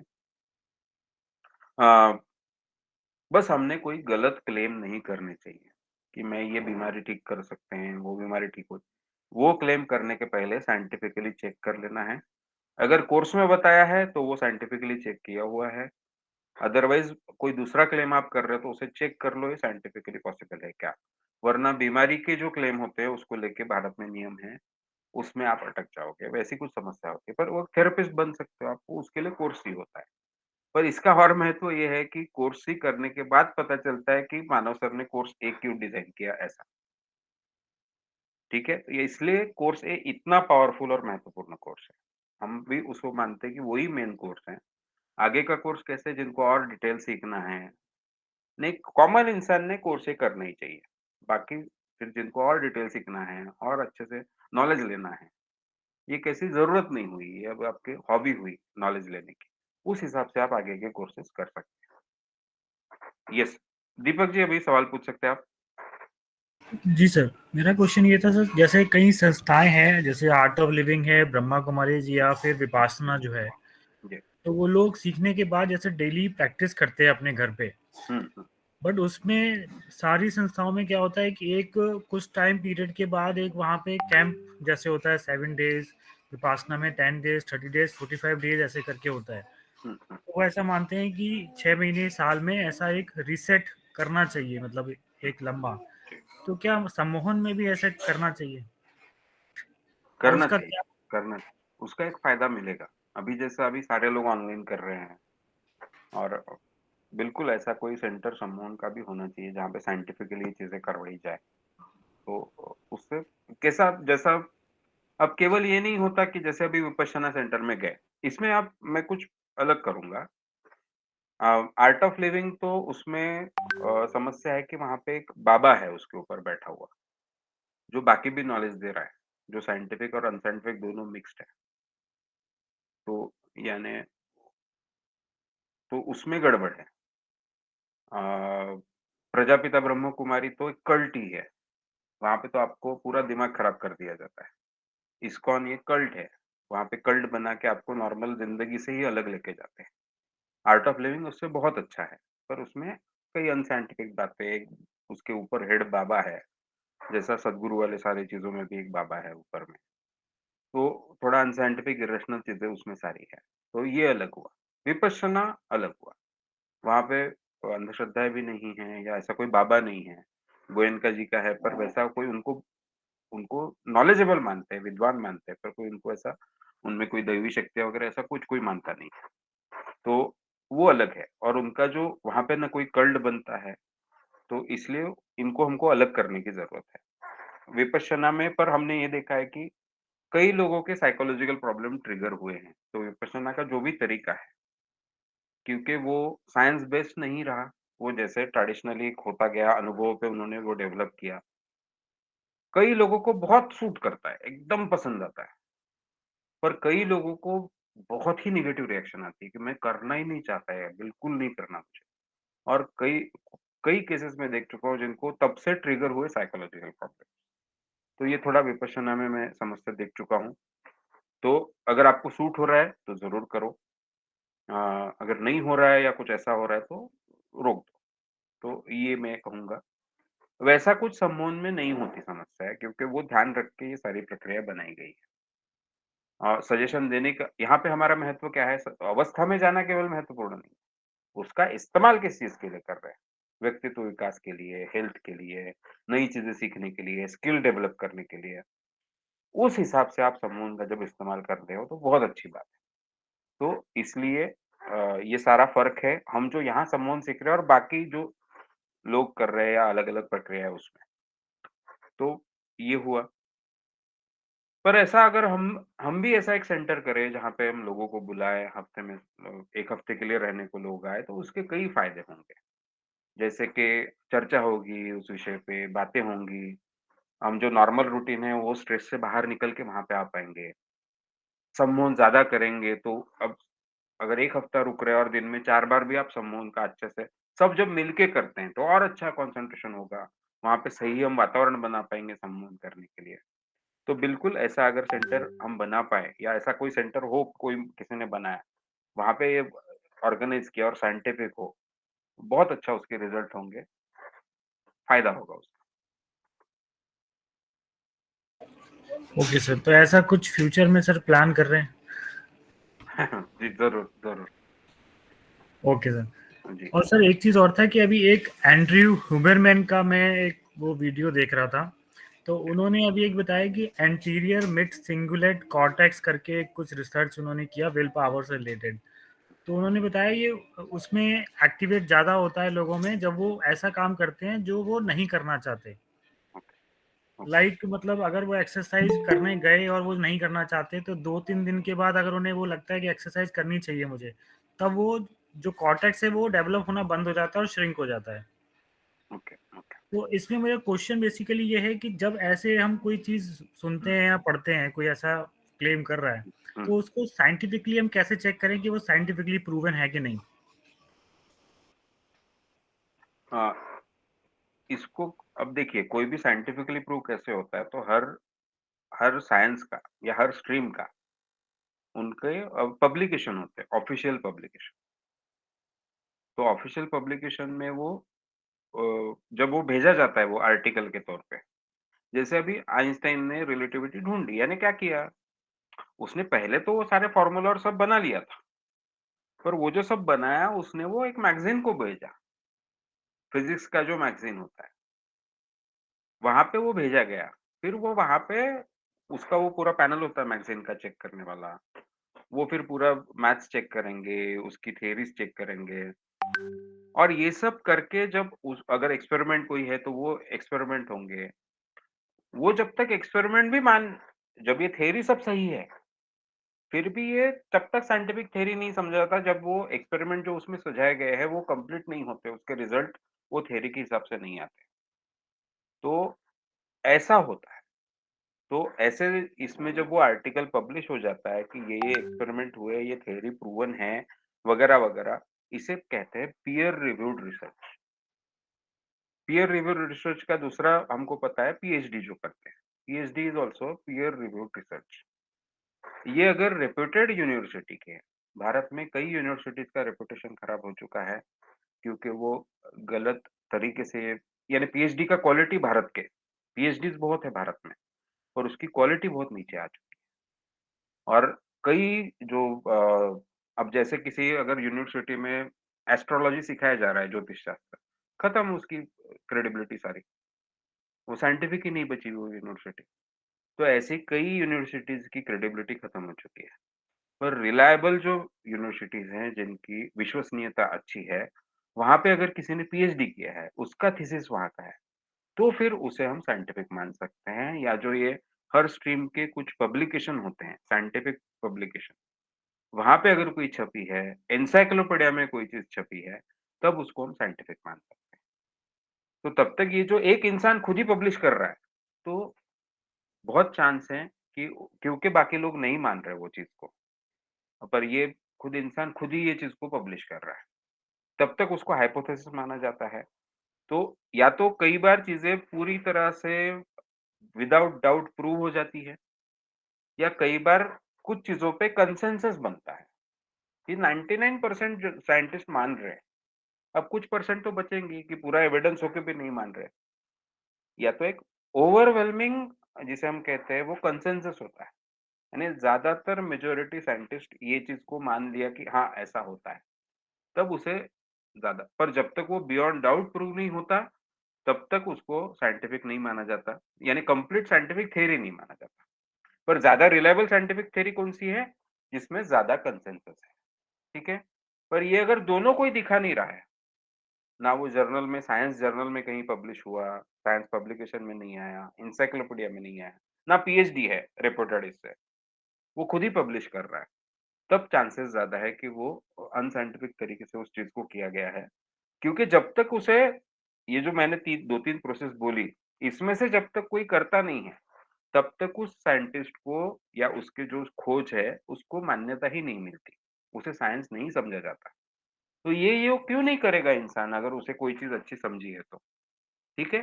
तो ये जो इनका रिसर्च है, इसे या ये पीयर रिव्यूड रिसर्च है, पीएचडी है इसका, क्या है? वो चेक कर लीजिए, किसी भी रिसर्च के बारे में।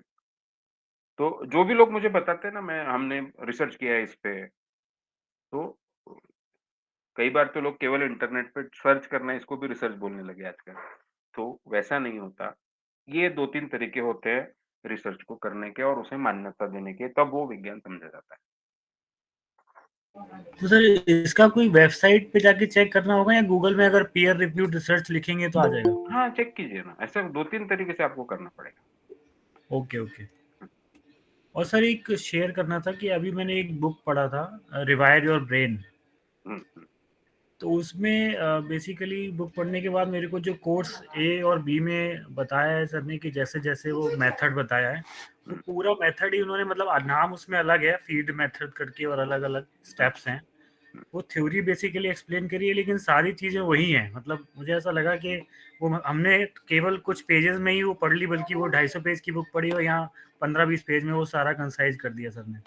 बिल्कुल। अरे वाह! बिल्कुल। भेजिए ना मुझे अगर डिटेल्स वो बुक के है तो मैं चेक करता हूँ। बिल्कुल। जी सर। वही सर ने क्या हुआ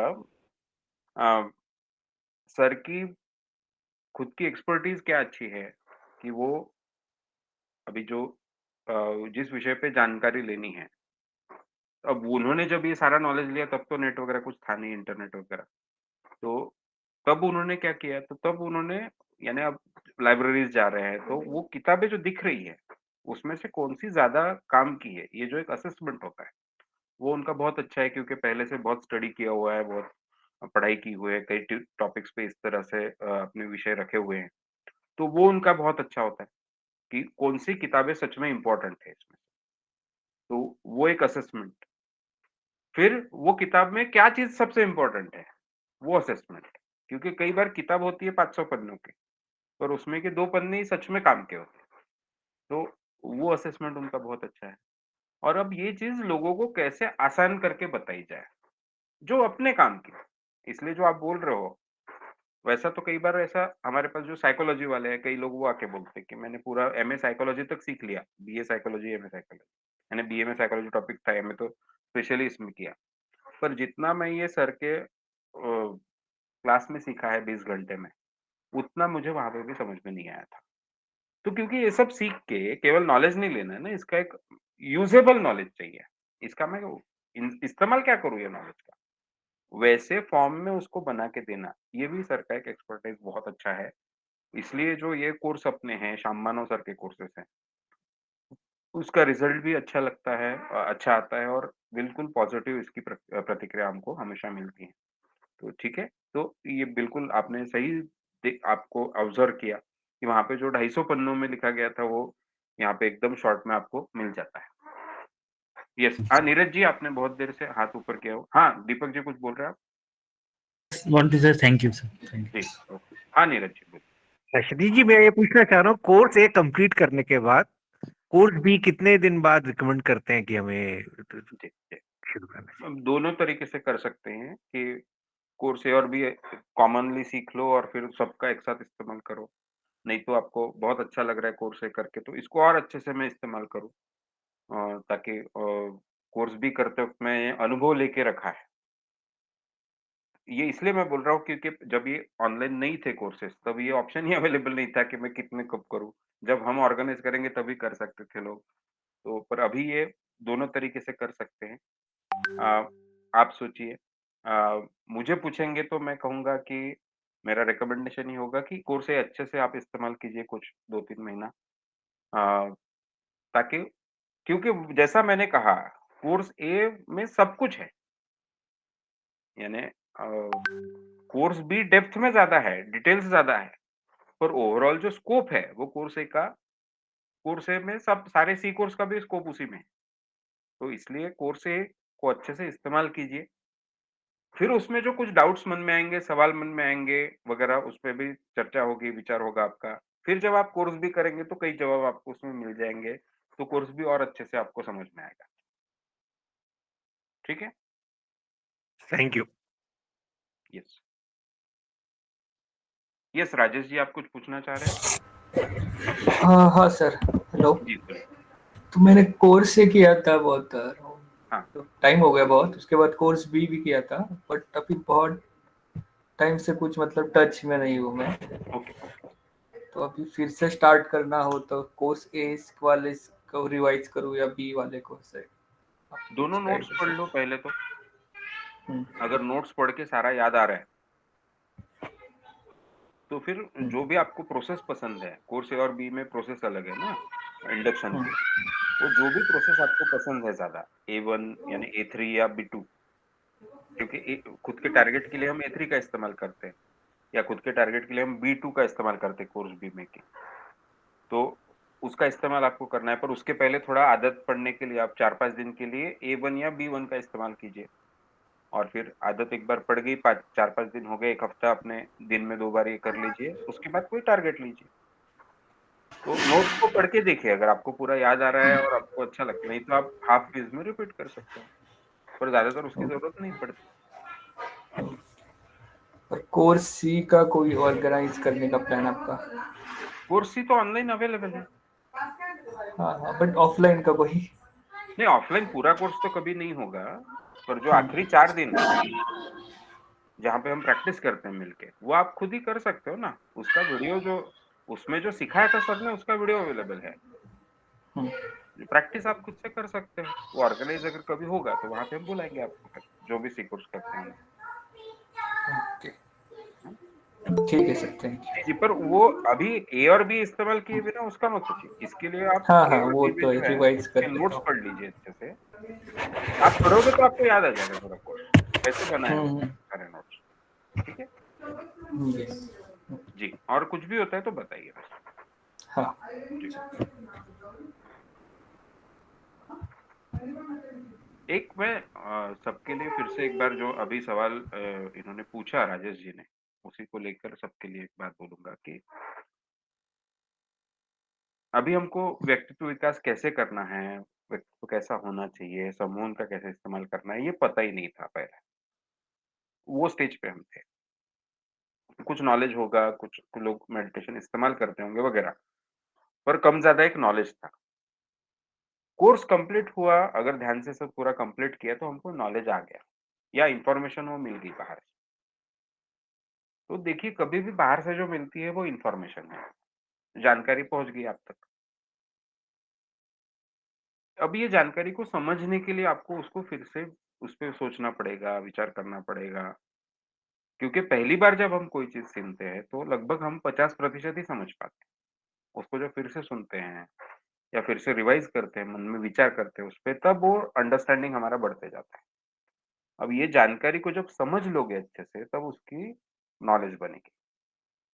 तब उसका नॉलेज बनेगा, तब उसका ज्ञान में रूपांतर होगा। तो पहली स्टेज थी, इन्फॉर्मेशन ही नहीं थी। उससे कोर्स कंप्लीट हुआ तो दूसरी स्टेज पे इन्फॉर्मेशन मिल गई।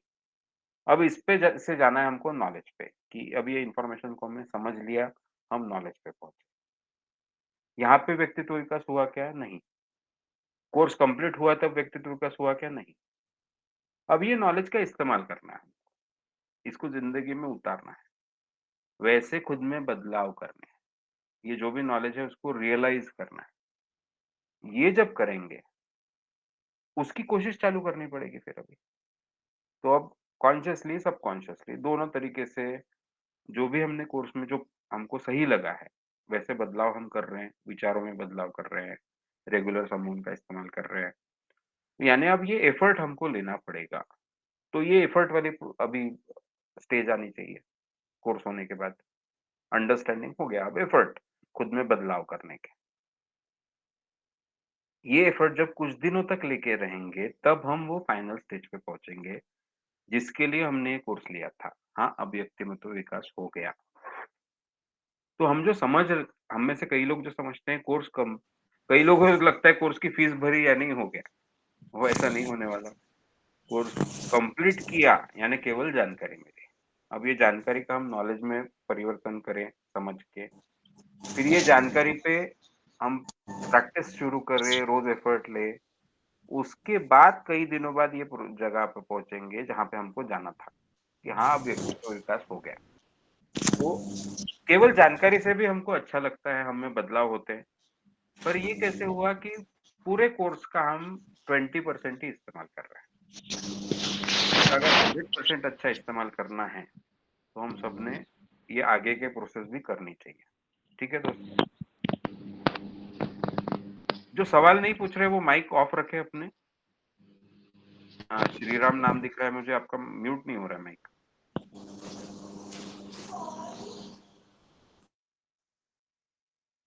हाँ, यस, आकाश जी आपको कुछ सवाल पूछना है?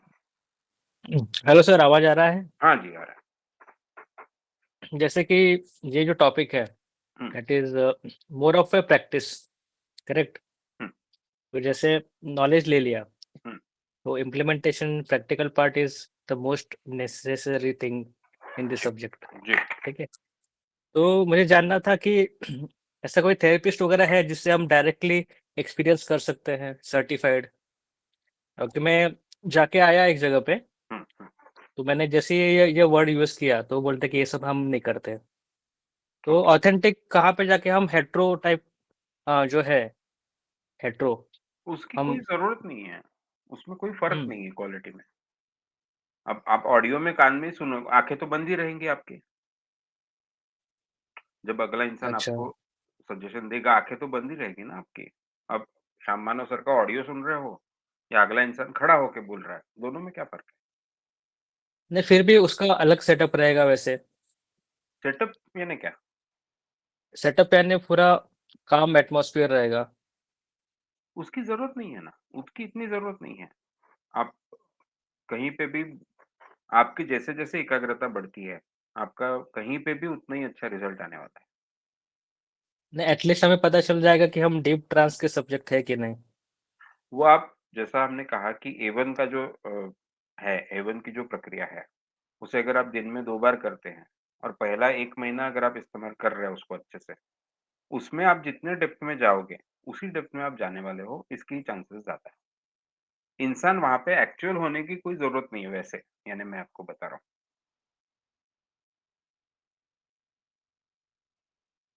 यानी ये चीज़ इतनी उससे कोई ज़्यादा फ़र्क नहीं पड़ने वाला। हम अनुभव के आधार पर ही बता सकते हैं। सर लेकिन फिर भी कोई ऐसा ऑथेंटिक है आपकी नजर में? ढूँढ सकते हैं, बता सकते हैं। आप कहाँ पे रहते हैं? दिल्ली, दिल्ली साइड। अच्छा, नहीं, हमारे तो स्टूडेंट वहाँ पे नहीं हैं।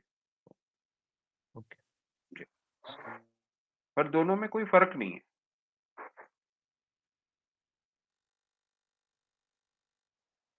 यस।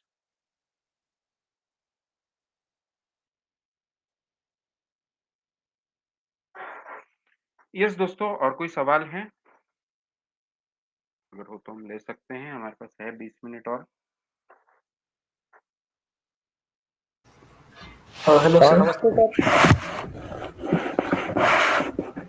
हेलो हाँ, सर। हाँ, कौन बोल रहे हैं? राजेश। हाँ, बोलिए, बोलिए। सर राजेश मुझे जी के होने के बाद हाँ कमलेश जी आप पूछिए। हाँ, ओके, सेम क्वेश्चन मुझे पूछना था पुणे के लिए कि हमें सब जो डीप ट्रांस का अनुभव करना है तो उसके लिए पुणे में कोई डीप ट्रांस का अनुभव करने के लिए कोई सामने होने से वो डीप ट्रांस में जाने वाले हो, ऐसा कुछ नहीं है। या वो ज़्यादा ओके बहुत अच्छा सेटअप है इसलिए आप वैसा जाने वाले हो, ऐसा कुछ नहीं। उसमें मदद मिलती, पर ये मदद मिलने वाला जो पोर्शन है, ये कैसे कवर होता है, जो हम बोल रहे हैं कि आप रेगुलरली पहले जो लॉन्गेस्ट सम्मोहन आपके पास में है, जैसे A1 है, जो सबसे लंबा 27 मिनट का सम्मोहन है, उसे आप दिन में 2 बार कीजिए। आप अगर इसे 15 दिन या 1 महीना अच्छे से कर लेंगे, तो जितनी भी डेप्थ में आप जा सकते हो उसमें चले जाओ।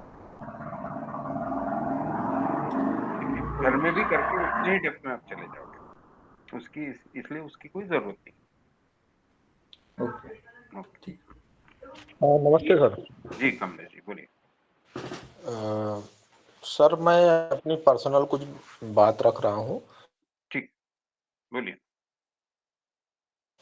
मैंने मैंने ए और बी कोर्स करते हुए जी।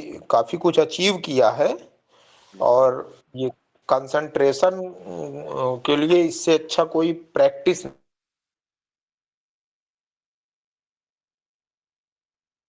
आवाज़ नहीं आ रही आपकी। कुछ जो मेरे परिचित है, मैं ऑलरेडी प्राइमरी टीचर हूँ, जी, लेकिन मेरे कुछ जो परिचित हो तैयारी वगैरह करते हैं उनको उनको भी मैंने इस बात के लिए सजेस्ट किया, बल्कि इसका जो हमारे पास पीडीएफ है ए कोर्स का पढ़ने वाला, जी, उसकी कॉपी भी मैं निकलवाया था तो उनको मैंने दिया भी। तो ये चीज तो पता चल रहा है कि इससे ये फिर से आवाज़ चली गई आपकी।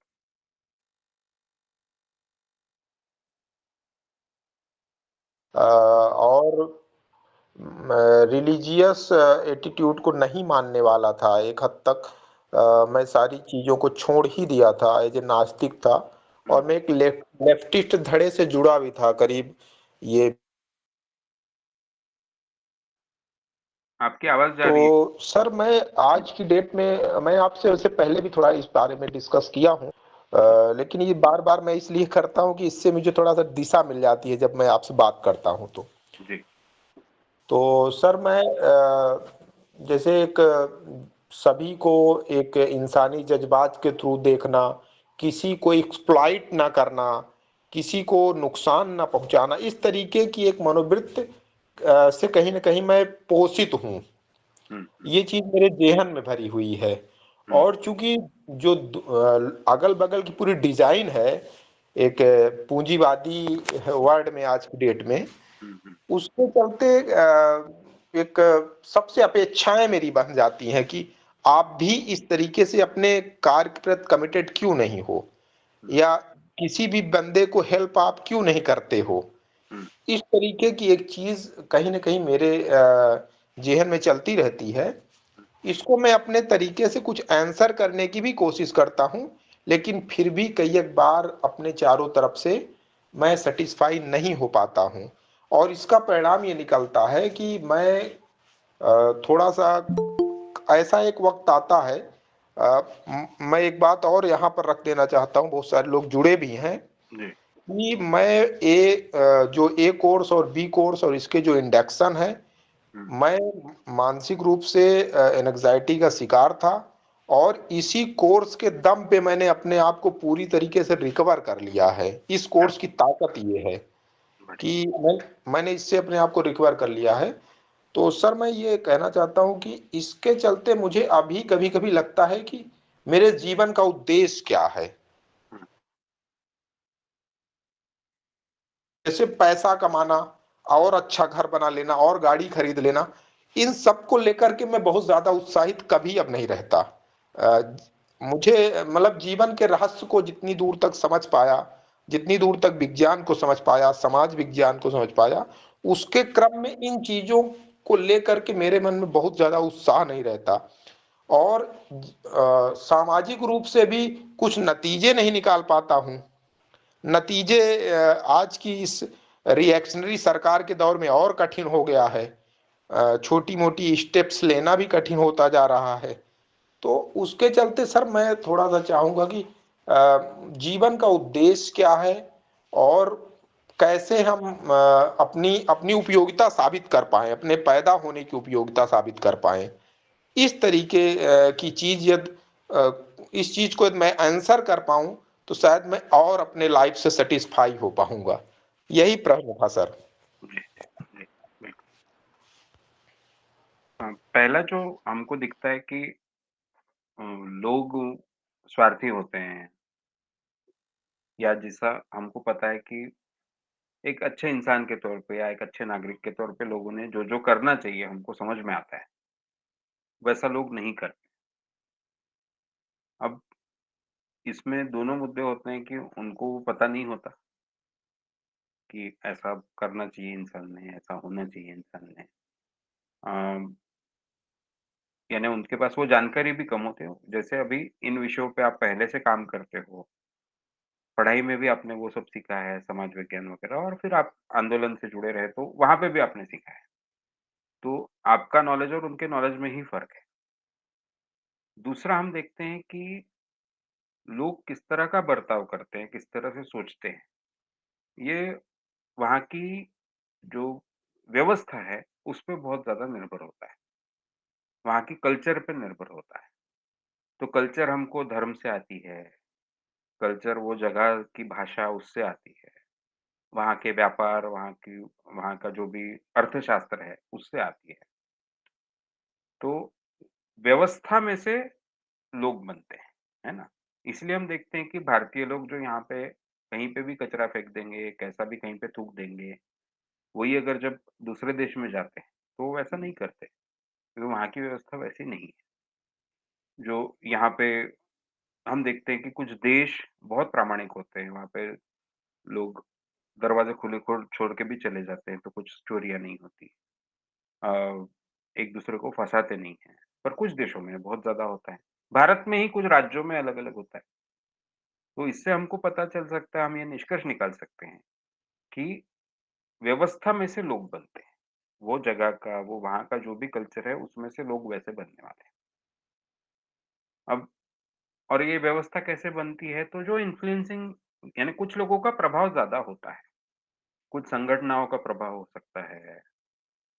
जैसे अभी भारत पे हम देखते हैं कि पूंजीवाद का प्रभाव बहुत है, तो जो बड़े-बड़े कंपनियाँ हैं या बड़े-बड़े कंपनियों के मालिक हैं, उनका पॉलिटिक्स पे भी प्रभाव है और समाज पे भी प्रभाव है। तो ये जो ऐसी प्रभावी प्रक्रिया, प्रभावी लोग होते हैं, वो उसको दिशा देते हैं और वो व्यवस्था से लोग वैसे बनते हैं। इस पे दूसरा भी प्रभाव हो सकता है, विचारकों का प्रभाव हो सकता है, जो आंदोलक हैं उनका सामाजिक जो सारे कार्यकर्ता हैं, उनका प्रभाव हो सकता है। अब की व्यवस्था में हम देखते हैं कि जो सामाजिक या इस तरह से आंदोलक या ऐसे लोग हैं या जो विचारक लोग हैं, उनका प्रभाव कम है और बाकी ये चीज़ों का प्रभाव ज़्यादा है। तो ये सारी व्यवस्था चल रही है भारत में, है ना? अब इसलिए लोगों के जो बर्ताव है, उसका बुरा मानने में कोई मतलब नहीं। लोग वो व्यवस्था से बन रहे हैं, व्यवस्था के शिकार हैं। अब इसलिए एक-एक बार जो वो नहीं मान रहे हैं, वो नहीं बदल रहे हैं, इसका जो हमको बुरा लगता है, ये लगने की ज़रूरत। फिर हमको यही सोचना पड़ सकता है कि इस पे मैं कितना ज़्यादा प्रभाव डाल सकता हूँ। एक संगठन बना सकता हूँ, उसका हिस्सा बन सकता हूँ, ज़्यादा अच्छे से लोगों को समझा सकता हूँ, है ना? तो उसके लिए मैं मेरी समझाने की जो मेरी स्किल है, उसे और बेटर कर सकता हूँ। या वैसा समझाने वाला जो पूरा एक संगठन या सब बन रहा है, उसमें मैं मेरा जो भी संभव हो वो योगदान दे सकता हूँ। तो ऐसा हो सकता है।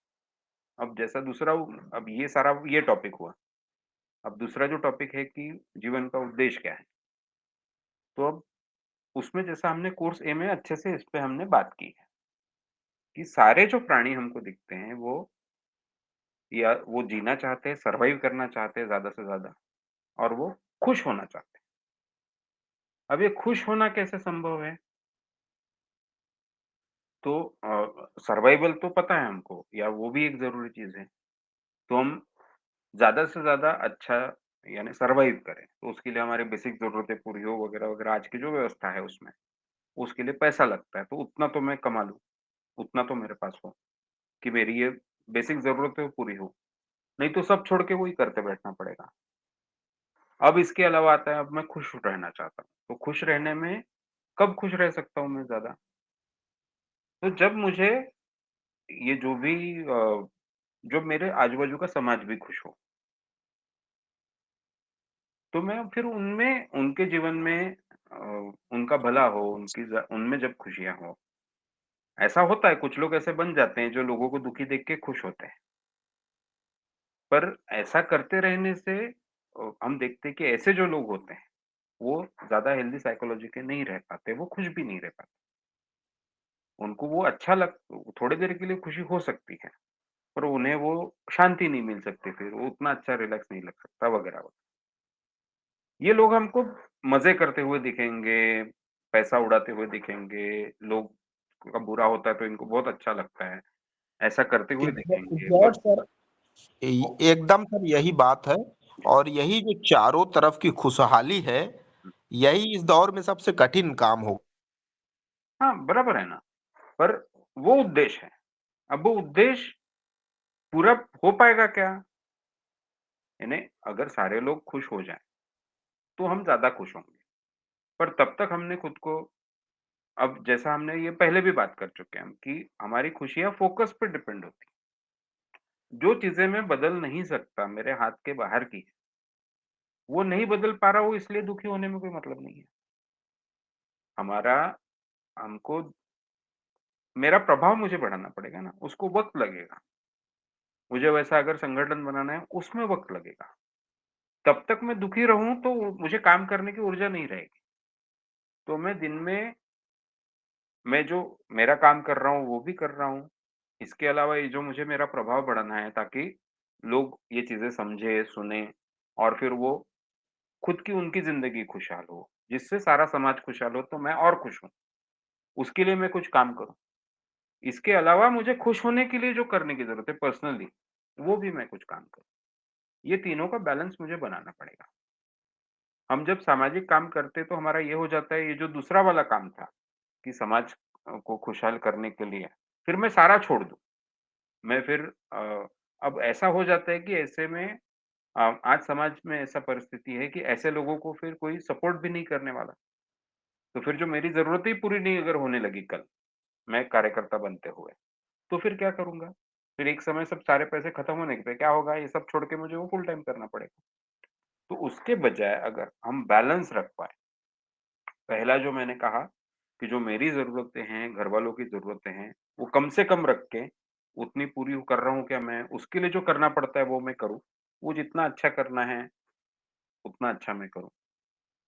उसके अलावा समाज को और ऊपर ले जाने के लिए जो भी सामाजिक संगठन या कर रहे हैं, उसमें मैं कितना योगदान दे सकता हूँ, वो योगदान मैं अच्छे से अच्छा दूँ। और तीसरा, इसके अलावा मैं खुद खुश रहने के लिए क्या-क्या करने की ज़रूरत है, वो चीज़ों के लिए भी वक़्त निकालूँ। ये तीनों का बैलेंस मैं करूँ, तो मैं ज़्यादा अच्छा जीऊँगा, खुश रहूँगा अ, और ये जो समाज के लिए काम है, वो भी ज़्यादा से ज़्यादा करूँगा। सारा घर-बार छोड़ के, सब छोड़ के जो समाज के पीछे लग गए, वही सबसे बड़ा प्रभाव डाल पाए समाज पे, ऐसा नहीं होता है। ये उल्टा बैलेंस रख के हम ज़्यादा सालों तक ये काम कर पाएँगे, पूरी ज़िंदगी कर पाएँगे, जितनी हमारी शक्ति बढ़ेगी। अगर हमारा प्रभाव बढ़ रहा है, बात करने का स्किल बढ़ रहा है, पैसे भी अच्छे हैं, रिसोर्स है अच्छे से काम करने के, वैसा जब अगर हम कर पाएँ और लॉन्ग टर्म सोच रहे हैं कि नहीं धीरे-धीरे काम करना पड़ेगा, अच्छे से काम करना पड़ेगा। ये जब हम काम कर पाते हैं, तो ज़्यादा बड़ा प्रभाव हम समाज पे डाल पाएँगे। सब छोड़-छाड़ के लग गए, वैसी आज परिस्थिति नहीं है। अगर वैसी परिस्थिति कभी बनती है, आपको समझता है, तो करने में कुछ गलत नहीं है। पर हमेशा सोच लेना चाहिए, ये सब करके क्या होगा, है ना? तो एक शॉर्ट में एग्ज़ाम्पल दूँगा कि ऐसा अभी ईवीएम पे मुझे लगता है कि ये गड़बड़ी हो सकती है। तो मैं ईवीएम आंदोलन जब हुआ, तो मैं उसके नेशनल जो 10 लोगों की कमिटी थी, उसमें था। पर जब वो पता चला कि ये इसके आगे नहीं जाने वाला, तो ठीक है, मैं तब उस पे कुछ काम करना बंद कर दिया और बाकी जो भी सोशल काम है उसमें मैं लगा रहा, पर बाकी मेरे काम भी सँभालता हूँ। तो समस्याएँ बड़ी हो सकती है, उन्हें जब समय लगने वाला है, तो ये तीनों का बैलेंस हमारा होना चाहिए ऐसा मुझे लगता है। ठीक है? कमलेश जी,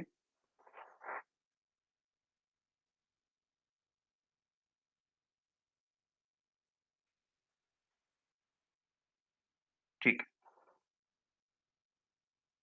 यस आकाश जी, कुछ आपका सवाल है, आपने हाथ ऊपर किए हैं?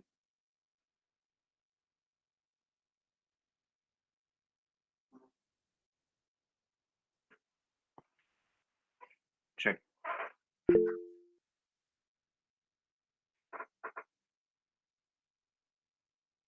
No problem. तो मुझे लगता है दोस्तों सारे सवाल हो चुके हैं आपके। इस सेशन में जुड़ने के लिए आप सबका शुक्रिया। ये जो भी वीडियो है, इसका हम यूट्यूब पे डाल देंगे ये वीडियो। वो मेरे ऐसे ही चैनल पे जाता है, पर वो आपके लिए हम डालते हैं। हाँ, कमलेश जी कुछ बोल रहे हैं आप? नहीं सर, बस आपको नमस्ते बोल रहे हैं। ओके, ओके, ठीक है, चलिए। तो हाँ, तो ये जो यूट्यूब का वीडियो उसका लिंक हम आपके ग्रुप में शेयर कर देंगे। आज का जो भी सेशन रहा, वो आपको कैसा लगा, ज़रूर अपने ग्रुप में वो प्रतिक्रिया लिखिए, ताकि वो ग्रुप के जो सारे लोग हैं, वो भी मोटिवेट हो इस सेशन में जुड़ने के लिए। जो सारे लोग ये सवाल-जवाब सेशन में आते हैं, उनको समझ में आ रहा होगा कि हमारा कोर्स 2 पार्ट्स में है। उसका एक पार्ट है रिकॉर्डेड कोर्स और दूसरा पार्ट है ये लाइव सवाल-जवाब का सेशन। इसमें एक बहुत रिवीजन भी होता है सारी चीज़ों का, वो चीज़ें समझने में भी मदद मिलती है। और ये सारे कोर्सेज़ क्योंकि मैं इस्तेमाल कर रहा हूँ कई सालों से और लोगों के साथ डिस्कस कर रहा हूँ उनकी पर्सनल बातें भी। तो उसपे हम अच्छे से चर्चा कर पाते हैं, तो कोर्स का कैसे अच्छे से हम और इस्तेमाल करें, इस पे बहुत अच्छी चर्चा यहाँ पे हो सकती है। तो उनको आने के लिए एक मोटिवेशन हो तो आपकी प्रतिक्रिया अपने ग्रुप में ज़रूर लिखिए। वीडियो का लिंक आने के बाद भी लिख सकते हैं, अभी भी लिख सकते हैं। आप सबका बहुत-बहुत शुक्रिया। इस कोर्स का अच्छे से इस्तेमाल करने के लिए इसमें आते जाइए, सवाल-जवाब सेशन में। हाँ, उससे मुझे भी अच्छा नॉलेज मिलता है और अपना भी डेवलपमेंट होता है। तो अगले बार मिलते हैं, अगले हफ्ते, तब तक के लिए गुड नाइट, शुभ रात्रि। Thank you.